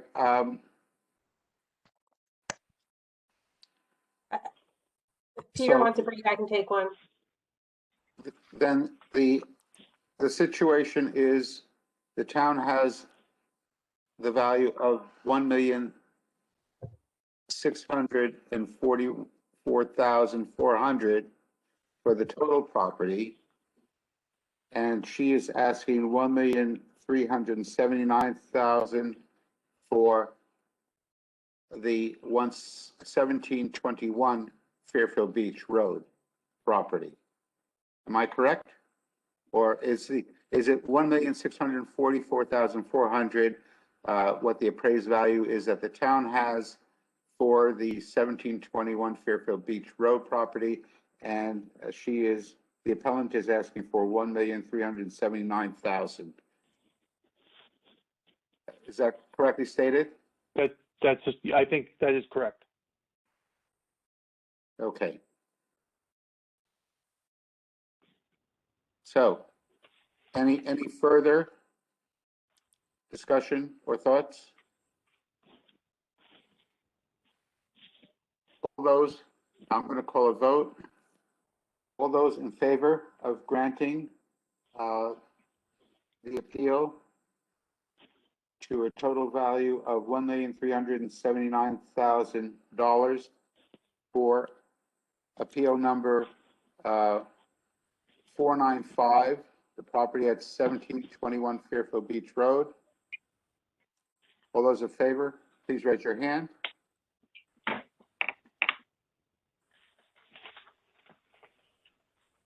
All those opposed, please raise your hand. I'm sorry. Alexis, you just came on. All those in favor? I was in favor. Alexis is in favor. Paulette is in favor. That's 2 in favor. Anyone else? Opposed? Please raise your hand. I have 4 opposed. The appeal is not granted. The motion is failed. And the in favor was Paulette and Alexis. Now, Peter, would you like to jump over to the other property? I don't think so. All right, so this is appeal number 496, and this is 1722 Fairfield Beach Road. And it's currently assessed at $74,700. And the appellant was asking for, just give me a moment to do the math here. Someone's gonna have to check me because math is not my forte. Peter, what was that appeal number again? Sorry. 496. 496. I have the town's value at 69,000. Again, this is Harold. Again, I think that she is just looking at the land value. But to be consistent, as we were doing before, I think we need to add back in the value of the dock as a structure. Right, that's correct, right? So the town has the land value at $74,700, and she's looking for a reduction to $62,700. And so I make a motion to grant the appellant's request at $62,700. Mr. Berwick, I'll second that. Okay, so as we saw before, we added back in the value of the structure, in this case, it being a dock. Right. So if we add back in the $5,700 to the value of $69,000 that she has, No, 57,000 plus the $5,700. So 62, 62,700, yes. all right, so, the appellant, again, she, was interested in the land value here, and she, provided several comps so that she, had researched. So, these were, hers itself is a, PC4 property, and, she was looking at 1180 Fairfield Beach Road, 1256 Fairfield Beach Road, 1318 Fairfield Beach Road, and 1418 Fairfield Beach Road. Those are all considered WP4 properties. All right. This is Bernie. Didn't we vote on this already? Because didn't we vote on both of the lots? No, we did not. Just the one lot. So we only voted on the Just main, the but not beach. the creek side. Just correct. I'm with you, Ernie. Okay. But I thought we voted on Right? that too. Yeah, I thought we voted as a whole. I thought so too. No. But whatever. Okay. Well, we can go. No, this is how the So then numbers, she also. Okay. the numbers that we discussed were for the value of the beach side only. Right. So she also brought up she says, why no depreciation on her improvements, her dock. And so she pointed out that 1180 has a 3-car garage. That does have a, 34% depreciation value. Didn't seem to change any in her, or between 19 and 20 value. She said that 1256 has a garage studio that's got about 14%, and that did go up from 19,200 appraised value to 37,200. 1318, that garage, she said there was a 2-car garage though, but according to the field card, it's been demoed, and currently the land is going, the beachside land is going for $3 million, she said, and then 1418 has no improvements. Her lot itself, the dock, she had 0. This dock was built in, well, it says 10/1/14. So I'm not sure why it wasn't appearing on the field card, but it had 0. It was appraised for $0 in 2019, and then appraised for its full value at $5,700 in 2020, and at 100%. So anyway, that's all I have.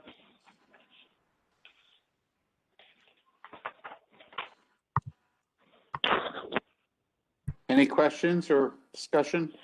I'm not really sure what. Okay, so she wants us to drop it because, okay. Okay, Kathleen? No, I do have a question actually, because I was looking at the comps that she was, right, she's at 0.0, what's her beach, 0.048? And her land is 69,000 on the creek side.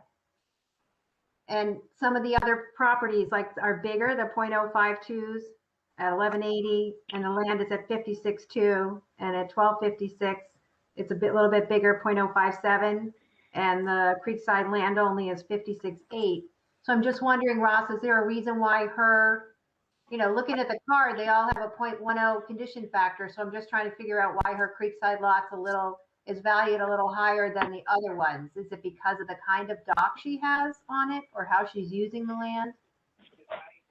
I think the others were not in PC4, if I recall correctly. That's right. saying, They're all the other I think comps are they're WP4. Yeah, that's it. It doesn't seem consistent to me, so I'm just wondering why. Because usually we see, you know, slight variations in the land value on the Creekside when, you know, but usually it goes up slightly when the parcel gets bigger, but those are bigger parcels and it's lower. So I just was wondering why that's the case. All right, so which property do you want me to look at in particular? Well, the subject property is at 69,000. She's 0.048 acres. I'll give you one example. 1180 Sure. Fairfield Beach Road. Okay, let me pull that one up. Okay. There's right, Peter, that's one of the three she listed. Right, yep, 1180 was one of them. Yeah, and she does have this larger structure on her property. I don't know what the big brown thing is in addition to the dock, so that may add value to her property, but I don't know what it is. Okay, the difference there is she's in the PC4 section and the comp that was presented is in WP4. Oh, I So had it wrong. that's different. Okay, sorry, I thought it was PC4. So let me look at one more. The Okay. other was 1318 was another one. Okay. Nope. 1318? No, it might be PC. Been looking at these too long. They're all WP4. Okay, so that's the reason why her land is higher, because she actually has creek access. These other lots don't have creek access? Hello? What's I your forget question, Paulette? I'm No, saying the they other, don't. If they're WP4, they don't.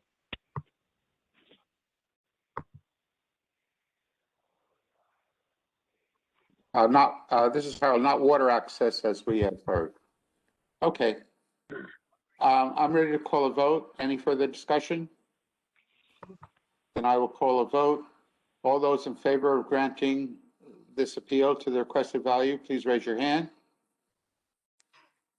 I have 2 in favor, opposed. Please raise your hand. 4 opposed. The appeal is not granted. The motion is denied. The vote is 2-4-0. Paulette and Alexis voting in favor.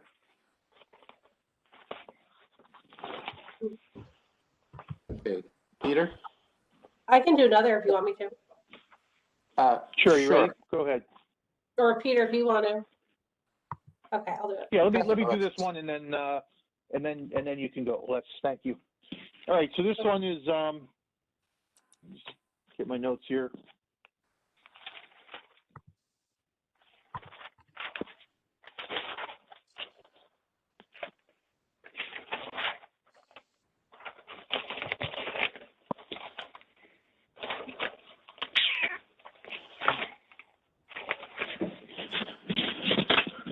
Okay, this is appeal. Again, this is two parcels. We're just going to do the beachside parcel first. Okay, beachside parcel first. So I'm sorry, I just need to get this up. Appeal number? Appeal number 293. 293. Thank you.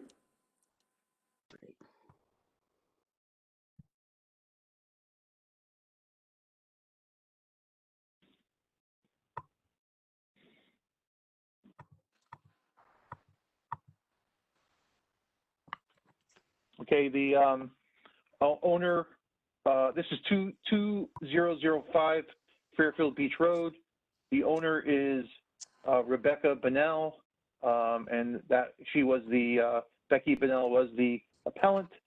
The current value of this property is $1,617,800, and she's requesting a reduction to $1,375,000. And I make a motion to grant the requested value of $1,375,000. Do I have a second? This is Ronique. I'll second. Sorry, I poked myself in the eye, so I just had to turn my camera off. Oh, no. Be careful. Okay. Tell us All about right, this. so this is a 3,154 square foot of living area, 0.106 acres, 3 bedrooms, 3.5 baths. It is an FB 8. It was the interior was demoed and remodeled on the field card, $195,000 worth in 2017, and it did sell in 2000. It looks like sold in 2011 for $1,692,850. All right. I mean, there was another transfer in 2013, but it says unqualified. So it has about 15% depreciation. And all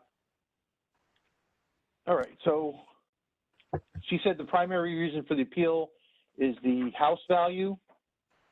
You know, she said the land value was confusing. She used some comp sales for the house value.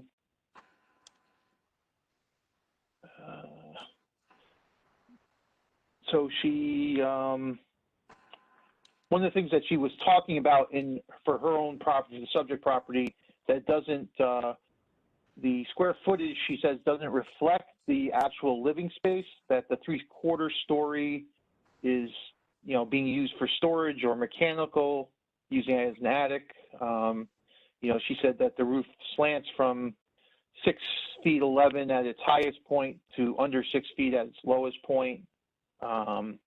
You know, and she was saying that the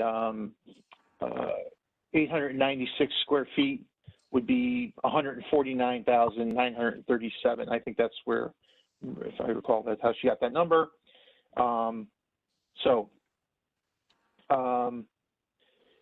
She provided some comps, which were 28087 Fairfield Beach Road.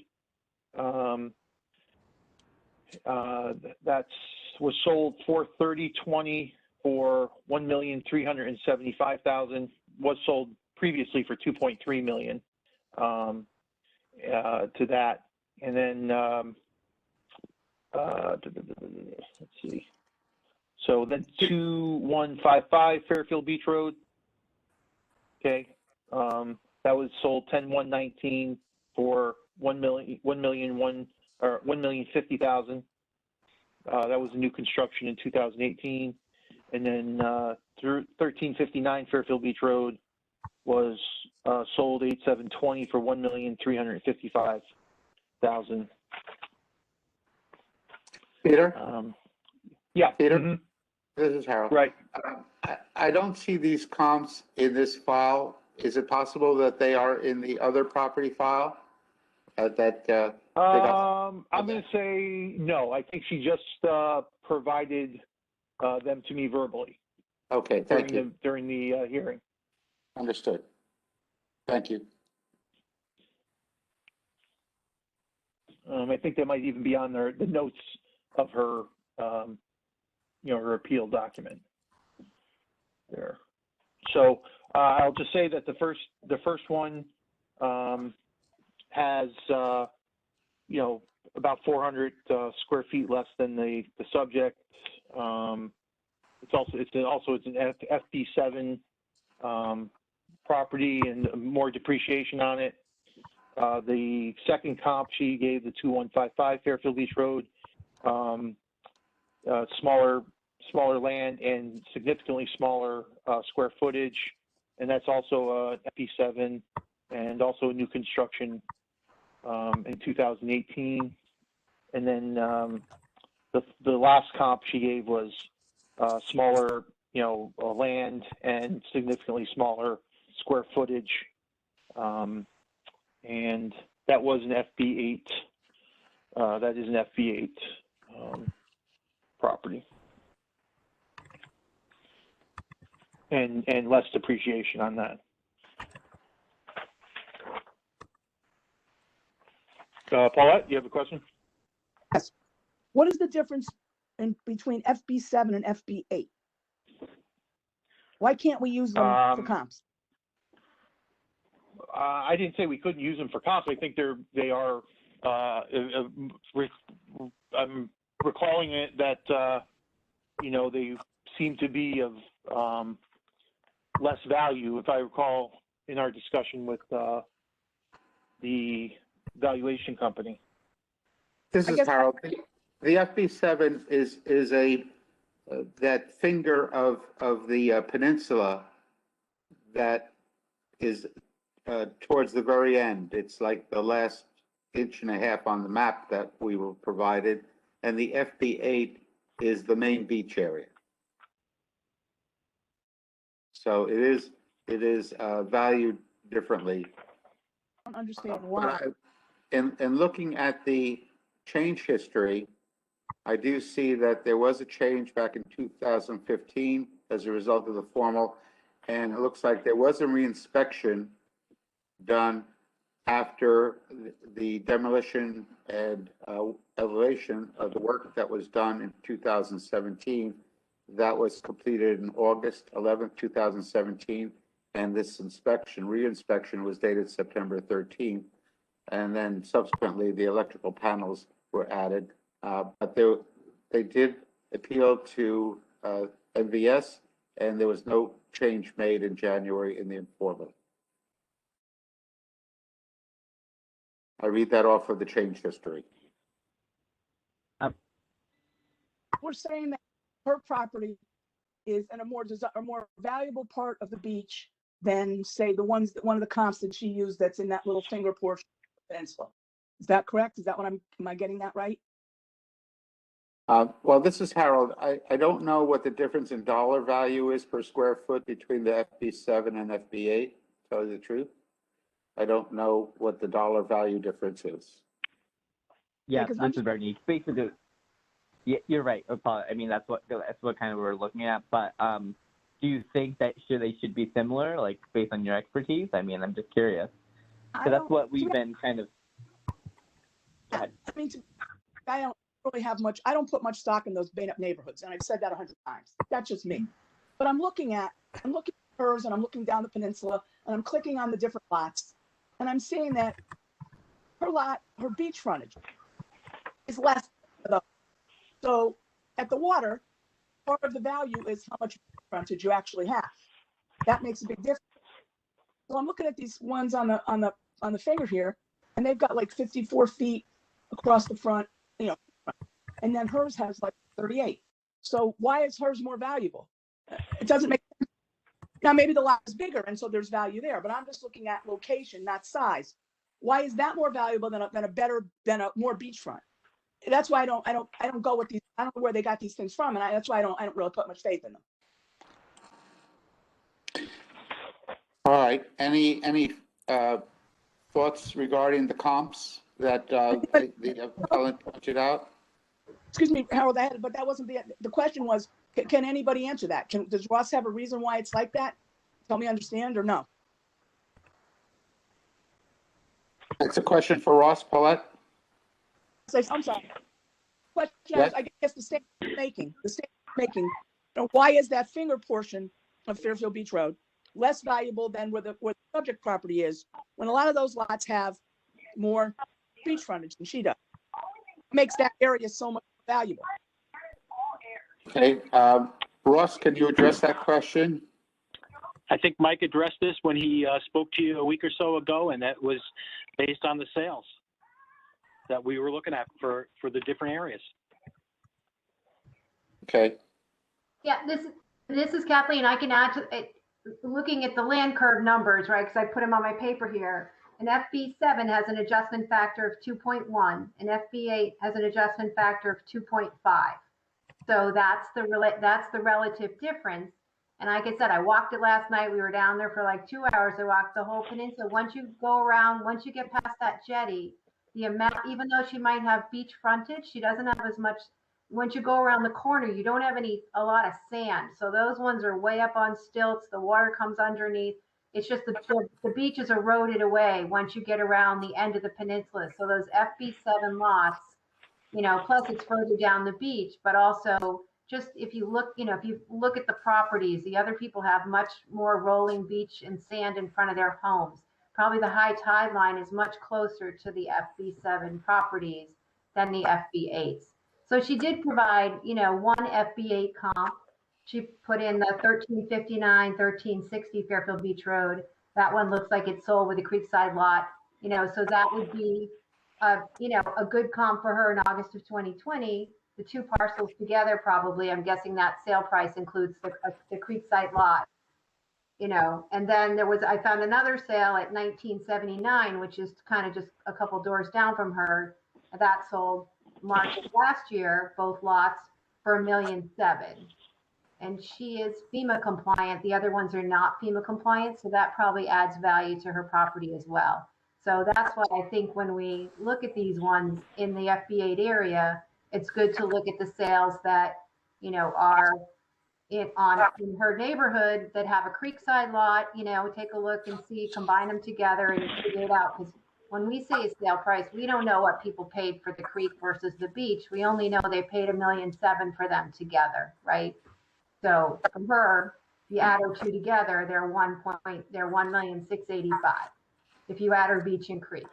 And that sale a couple doors down a year ago for $1.7 million, you know, same size house, not FEMA compliant, a little bit bigger lot, has a Creekside lot with a, you know, a $20,000 garage on it.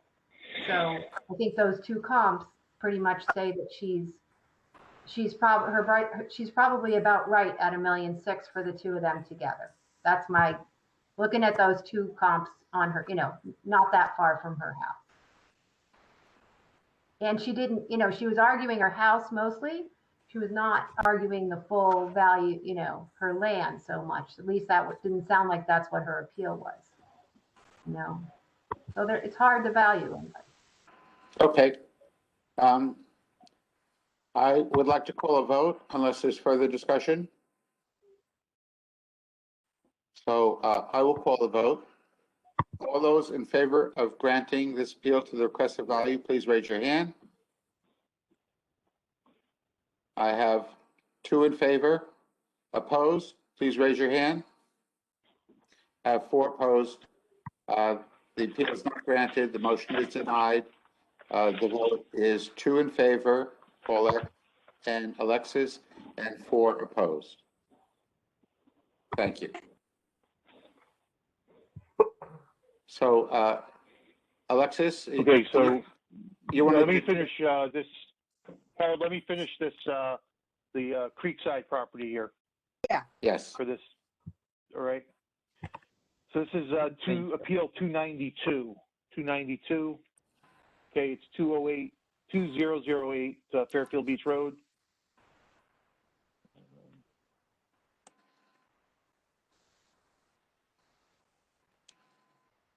All right, it was Rebecca Bunnell, the owner. Becky Bunnell was the appellant, and the town has this currently valued at $67,900, and she's requesting a value of $45,000. I make a motion to grant the appellant's requested value at $45,000. Do I have a second? This is Harold. I'll second. All right. All right. Thanks. All right. So, you know, the same types of arguments that we've heard, right? That, you know, there's difficult to find saleable properties, no comps. So the appellant is asking what utility is there. She can't get to the creek due to the wall. She could fit 3 cars, she says, there, but there's a mud flat, there's no dock. So she said that, you know, her coming up with the 45K is what it was the last time. She provided the 216 Riverside as a comp. Let's see what else here. This is considered. So I guess my question here is, if there is no access to the creek, and you know, she says that there's a mud flat, you know, why is this being, you know, why is this considered a PC4? I mean, it does have a condition on it, right? But I think they all have similar type condition. Again, she gave some other comps, 1492 Fairfield Beach Road, and she, was looking at the square footage there. That one was sold 11,920 for 800,000. That's a tear down. That was a PC4. 1094 Fairfield Beach Road. That was a 6719 sale for 875,000. That's a WP4. 500 Beach Road. Sold 1030 2019 for 907 500. She said that's a buildable lot. 2218 Fairfield Beach Road has a house on the creek. It's 81920 sale for 1.2 million. Does have a condition for a right of way. That's FV7, and then 1690 Fairfield Beach Road, which was 830 sale, 83020 for 1,050. I already spoke about that one. So This is Harold. Regarding her claim that there's a mud flat, I would ask Ross if he could please bring up an aerial of this property. I'd like to see the condition in the houses nearby. Would that be possible, Ross? Of course. Thank you. And this is Harold. Also, as we've seen, people can build a walkway down to the creek over the berm by making steps going up and then going down to the other side if they did choose to put in a dock at some point. This is Paulette, but let's see what it looks like. Do we know she can do that? Some people can, but it's based on whether they get permission. That's what I wanted to see an aerial for.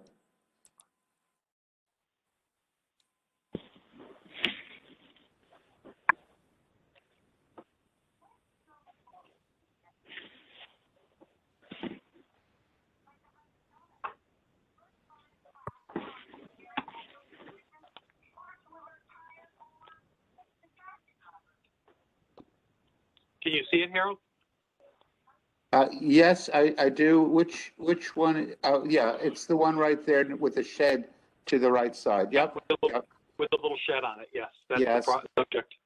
Yeah, and she does have the sandy outcropping there. Yep. And it's pretty high up off the creek. And you have to go down a few houses to see other people having a dock in the water. And it might have to stretch pretty far. So perhaps she can't put a dock there.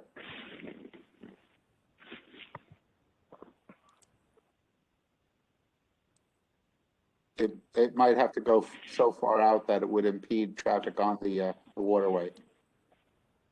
Okay, thank you.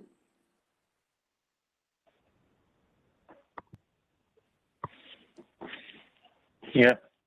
So how do we want to look at that? Because that does not seem like it's, really creek access. Yeah. And that's really a what if question anyway. But in terms of the comps for this size property that has use for the main property on the beach side, did she indicate any comps that were most like her property? Just those comps that she gave me. So her property is how much was her property? 1320. So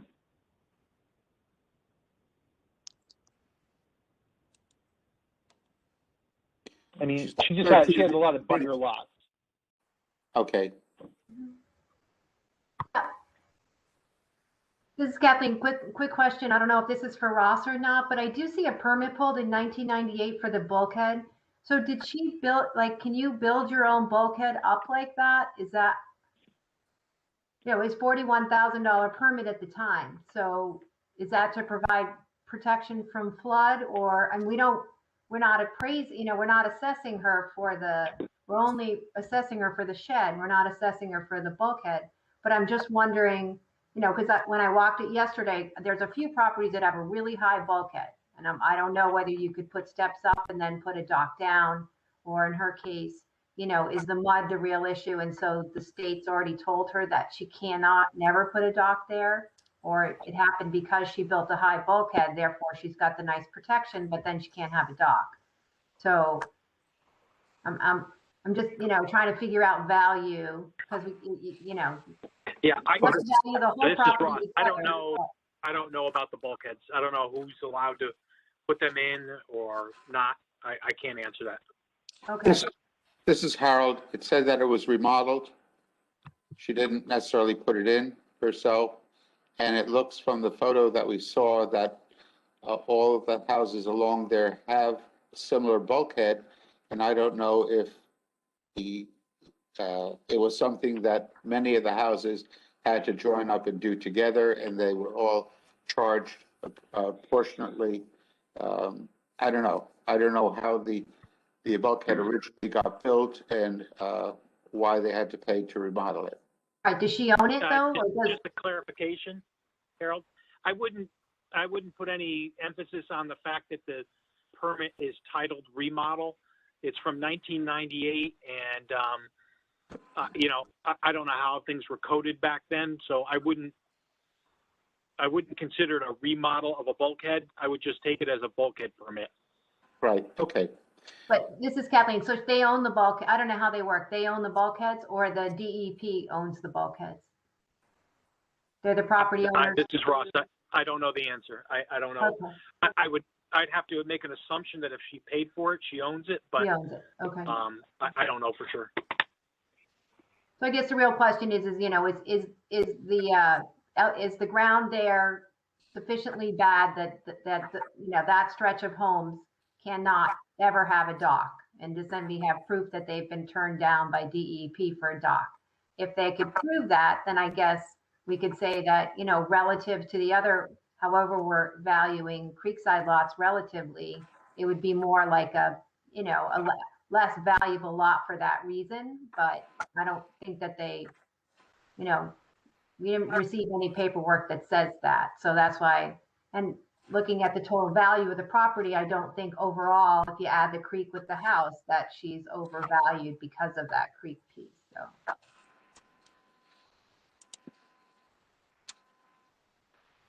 Harold, this is Paulette.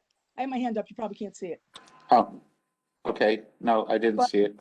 Okay, what I was going to say is she's looking for a value. She wants her property that she wants that reduced to 45,000, which is what it was, I guess, the prior year. I don't see a reason for that property to have gone up by 20-something thousand dollars. At $45,000, she said she can fit 3 cars there. So she admits you can park on it, and 3 cars. That's $15,000 of parking space. That's a reasonable price. Plus, pointing out again, which comp she used of 16 Riverside.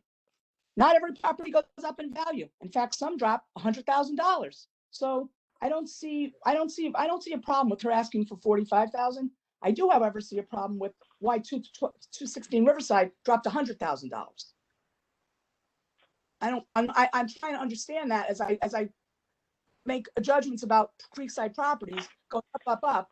I just can't reconcile that in my head, that these properties keep going up, yet that property went down 100,000, and it added tremendous value to the lot that it's now going to be put with from the person who's buying it. So I don't see why these properties, it just doesn't make sense. Yeah, that's not beachfront. I get that. But to drop something $100,000, that's a ton of money. We don't want to give somebody $100,000 off because that's a lot of money, but the town can just throw it away. So this woman's property at $45,000 makes sense to me. This is Harold. I'd like to point out something we learned, or maybe many of us already knew earlier, that was mentioned earlier today, and that is a conforming lot is, what, 9,370 square feet? The house associated with this property is built on 4,600 square feet. And the house itself has a footprint of floor area of, well, I'd have to see, what the map looks like, but it certainly does, it looks like it exceeds 20% of the land, and this portion doesn't add much to it. So it's probably not something they could build on because it didn't have any structure on it before. It does have a shed on it right now. So it doesn't have much use other than parking area for the home. I'll grant that, okay? And because of the zoning rules, unless they got a variance, they can't build on it because of the 20% rule that we understood earlier. And it doesn't appear that there was a structure on this property that was taken down where they could build on the footprint. Okay, so I think yes, Kathleen, Well, no, I was going to say, but it does, the square footage of the lot does contribute to her overall ability to add on to her house and to do other things. So it has value in terms of the total lot coverage on the property. So without knowing the grandfathering or anything. And I think in terms of appreciation, I mean, I think we need to look at these as part of the entire parcel because they do not sell by themselves. And I know the assessor has to break them out, but when you add this to the total value of her home, is she still overvalued by the town? I don't think so. So I think, the best Ross could do is to make them consistent across all of the Creekside lots. And if we start to cherry pick which ones, when they don't sell by themselves, I just think it's difficult I think if we're going to do something with them, we need to do something with all of them, not just one or two of them. If they're, unless we're going to look at the total lot coverage, et cetera, for their property. So, I do think it increased in value because it's part of her main property, which increased in value. So the whole property went up. We know that, by whatever the beach area went up by. So it does contribute to her whole property. So. Peter, you had your hand up first. Okay, so here's my question, and I guess Ross, maybe you can answer it, right? So if we're considering this a PC4 property, that tells us that it should have access to the creek, and it appears that this particular property, I mean, so I guess when we say access to the creek, I mean at some point, it's not a total mud flat there. This actually probably has a significant amount of water that flows into it that allows someone to, once they get down to the creek level, that they could in fact access the creek. So I guess my question is, why can't we value it at a WP4 level, and then if and when someone installs a dock there that allows them physical access to the creek, then assess them at that point differently. And so just my question. So the question is, can we do it as a WP4? Right. And is that possible to do it as a WP4, and then if someone, when they access it, then maybe it changes to a PC4? I'd have to give that, I mean, certainly I could produce a value as if it were in WP4. I don't know off the top of my head whether I'd want to reduce the value with that method. I understand where you're going with it. I get the logic, but I don't know if I'd want to have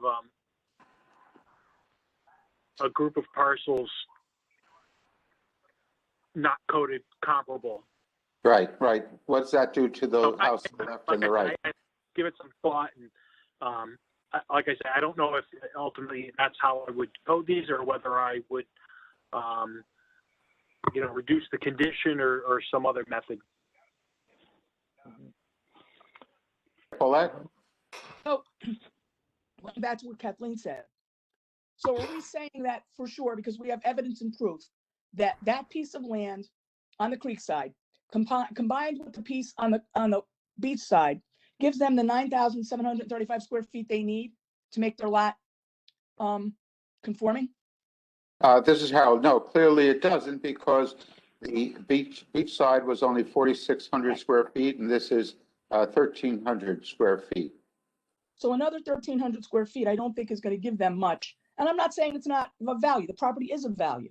But my point is that, again, and I don't believe in taking every one of these properties and just making them the same. Each piece of property is individual with individual characteristics. It's very easy to just give them all the same value or do the same thing with them, because that makes it nice and easy and simple. That's not right.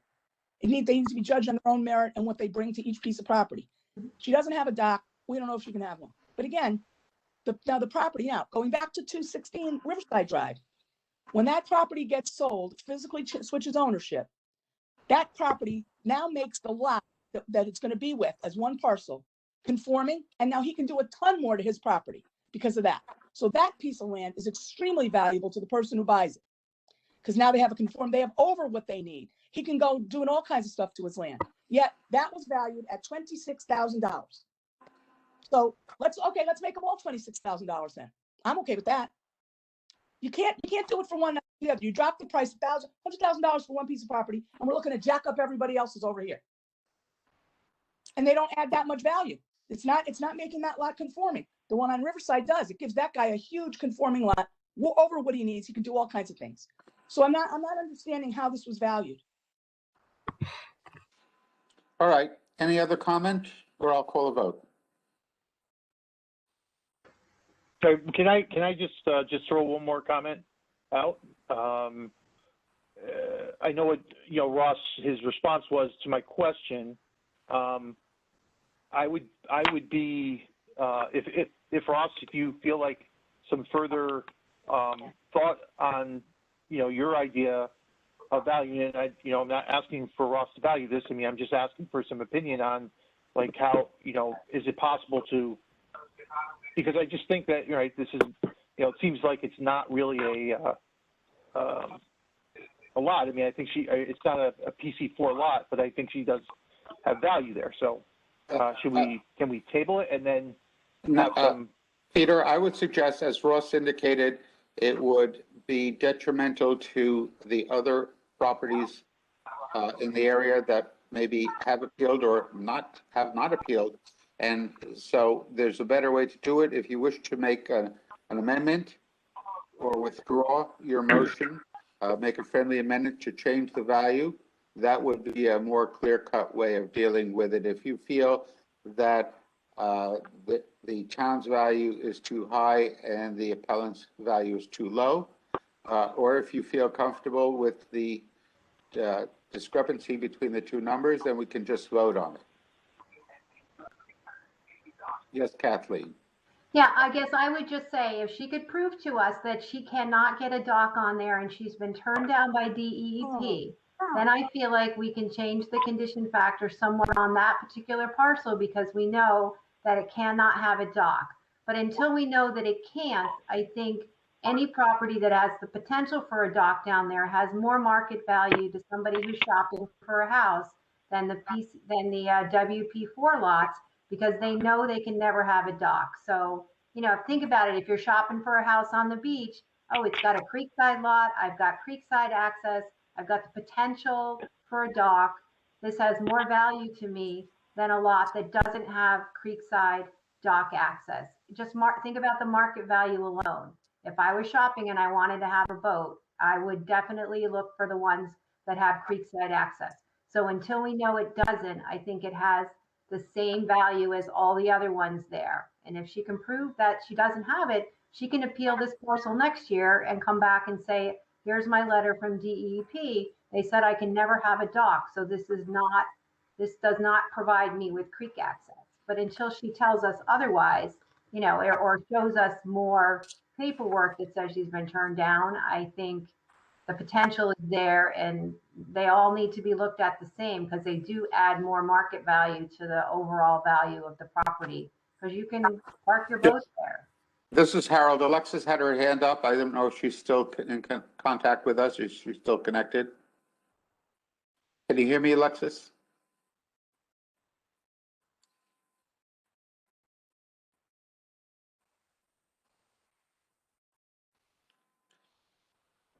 Alexis, you had your hand up.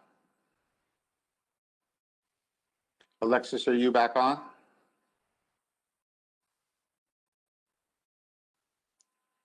Alexis, are you there? Alexis? Alexis, are you calling in?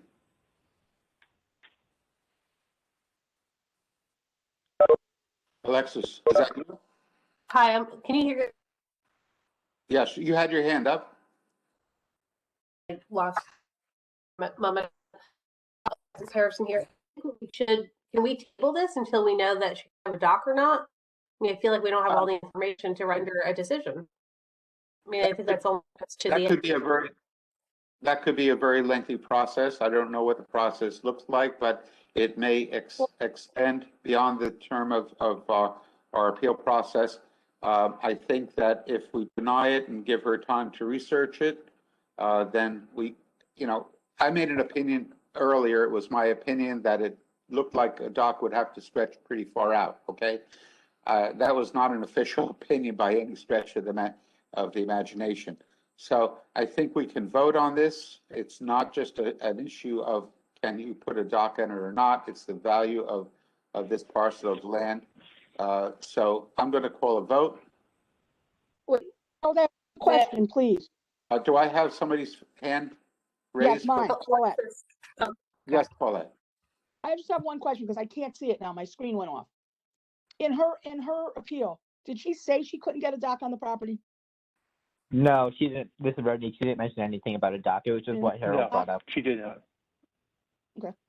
It's something that entered into our conversation somehow, and we went down a red herring path on that one. Okay, so yes, Alexis. Mr. Chairman, sorry, I know it's getting late. I don't want to belabor this any further. However, can we give her the end of the week to find out if she can have a dock or not? It's a good idea. I mean, it's only, let's see how long it takes. It doesn't take that long. Who wants it to take it upon themselves to do the research? I will. Who's that? Paulette. Paulette. Do you think you could get an answer by Thursday? Yeah. Okay. Shouldn't be that Then why hard. don't we withdraw this motion, if that seems to be the will of several of our members, or not withdraw, Fair. but to Do it. take no action, and then we will vote immediately upon an answer to that. Okay. Thank you. What's that appeal number again? Because my screen went off. I can't see it. I mean, is that going to change anybody's? 292. Will that change anybody's vote? I can't say if or not speaking for Alexis, but I just know I think it's important information to have. I don't know. This is Rodney. I mean, Again, this is to be objective here, right? I mean, that's.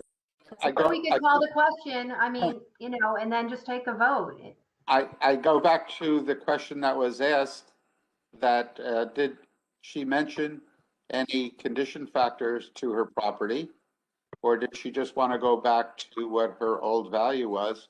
And no mention of dock or any other aspect pertaining to a dock was mentioned. So, we can find out the answer, but as you say, it may not change the vote. So I'm going to call a vote.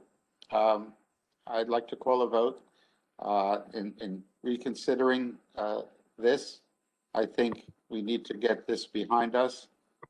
So I'm going to call a vote. All those in favor of granting this appeal to the requested value, please raise your hand. I have one in favor. Opposed, please raise your hand. I have 1, 2, 3, 4 opposed, abstentions? Me, I'm Yes. abstaining 'cause I don't have all the information in me. Despite asking you're- for it. Alexis, you're abstaining? Mhm. Yes, okay, thank you. So the vote is Are you abstaining? 1 in favor, 4 opposed, and 1 abstention. No, Alexis, I voted yes because I knew they were going to vote no. So what did it matter? Because again, No, because I'm of confused. conjecture on somebody's part, everybody votes no. We have no way of knowing if this woman could have a doc or not, but we're behaving as though she. That's not fair. Well, it's not yes, okay. So the vote is 1 in favor, 4 opposed, 1 abstention. Alexis abstained, all opposed. Thank you. And we're not going to talk about that. We'll let that go. That we have people just blurt out, changes everybody's mind, and we just go right on doing it time after time after time, night after night after night, without any proof. We have no proof she can have a doc. We have no proof she can't have. We voted against it because we think she might be able to have it. That's wrong on our part. We could I mean, easily this is Bernice. do that. She didn't make that part of her appeal, right? I mean, so it's hard to really make a decision on that. Well, why did somebody bring it up then? She didn't say she had a doc. It looks like she can't have one. Harold has a good point about that. But all of a sudden now, let's talk about how much that doc is worth. The doc that we don't even know she has. And everybody goes, oh yeah, okay, yeah, maybe she can have, yeah. All right. Alexis, do you want to do one, or Peter, do you have a quick one that you can finish up by 9? I'll let Alexis, Okay, yes, Alexis, please. Here's my roll. Thank you, Peter. Paul, did you give this? Okay. I'd like to appeal number 178. This is the property of 1280 Fairfield Beach Road. Parking lot, I'd like to make a motion to bring down 1280 Fairfield Beach Road from $53,500 to $32,550.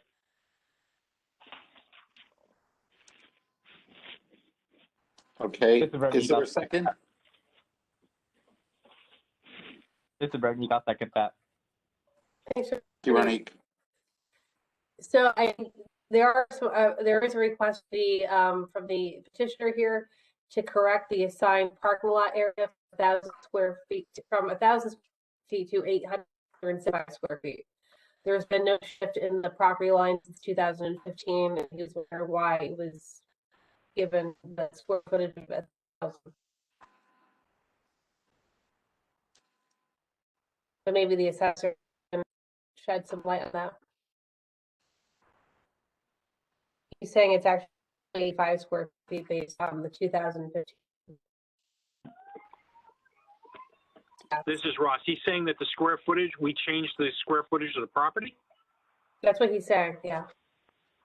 I'm looking back to, I have 2009, which is our 2005 reval. It's 1,000 square feet. 2014, which is the 2010 reval, it's 1,000. And then I look back to 2017. I don't have 15 and 16 to pull up, and it's still 1,000. So I don't see that this was changed. No, that's fair. No, thank you for that information, Ross. But this is Bernice. What I think happened is we granted them a reduction, and then that may have fell off. It may have been a reduction from an override, I want to say, but I'm just guessing. One that's been recorded? In 2012.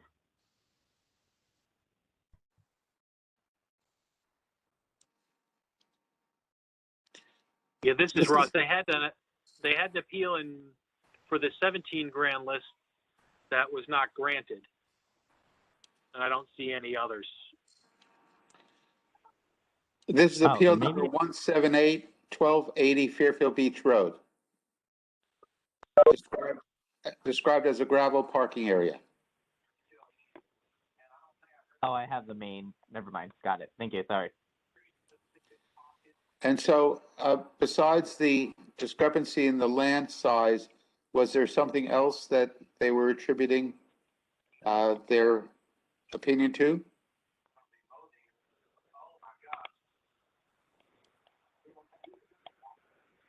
I don't see any change.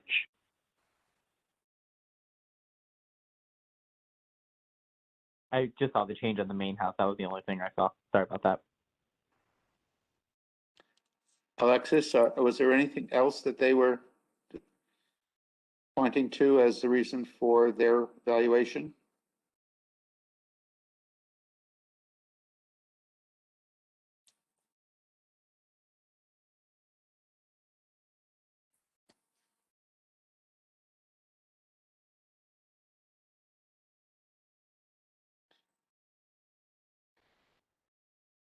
Alexis, are you there?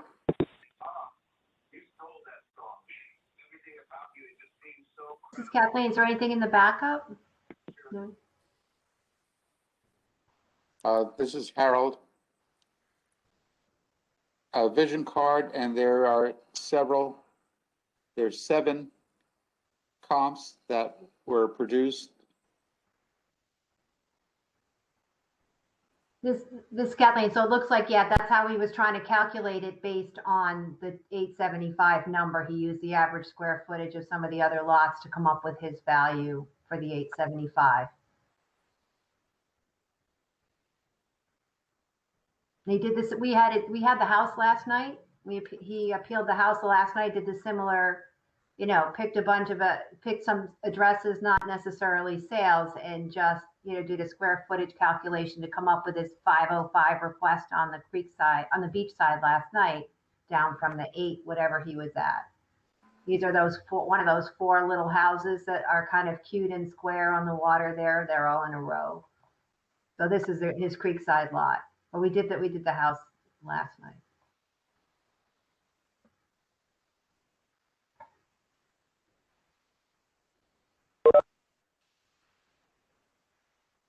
All right, I am back. Sorry about that.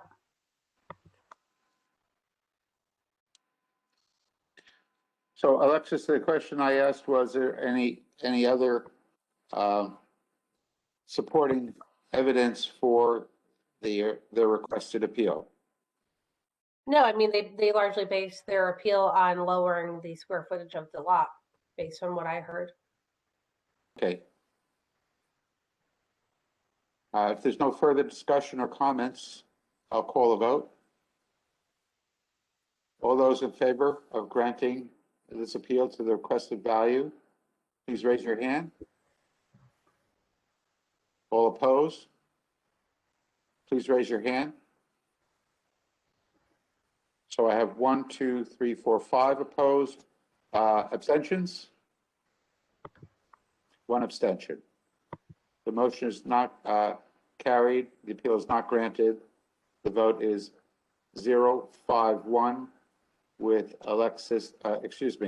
Paulette abstaining. Thank you. I'm still recovering from the last appeal.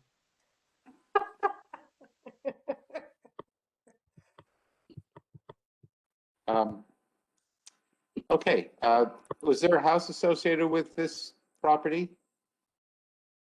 Yes, we did it last night. We did that. We did it, yeah. Okay, well, that takes care of these 2 adjacent properties. And I think with 3 minutes to 9, we can just look to what we have in store for us tomorrow. We have a morning session to try to complete our commercial properties and other odds and ends.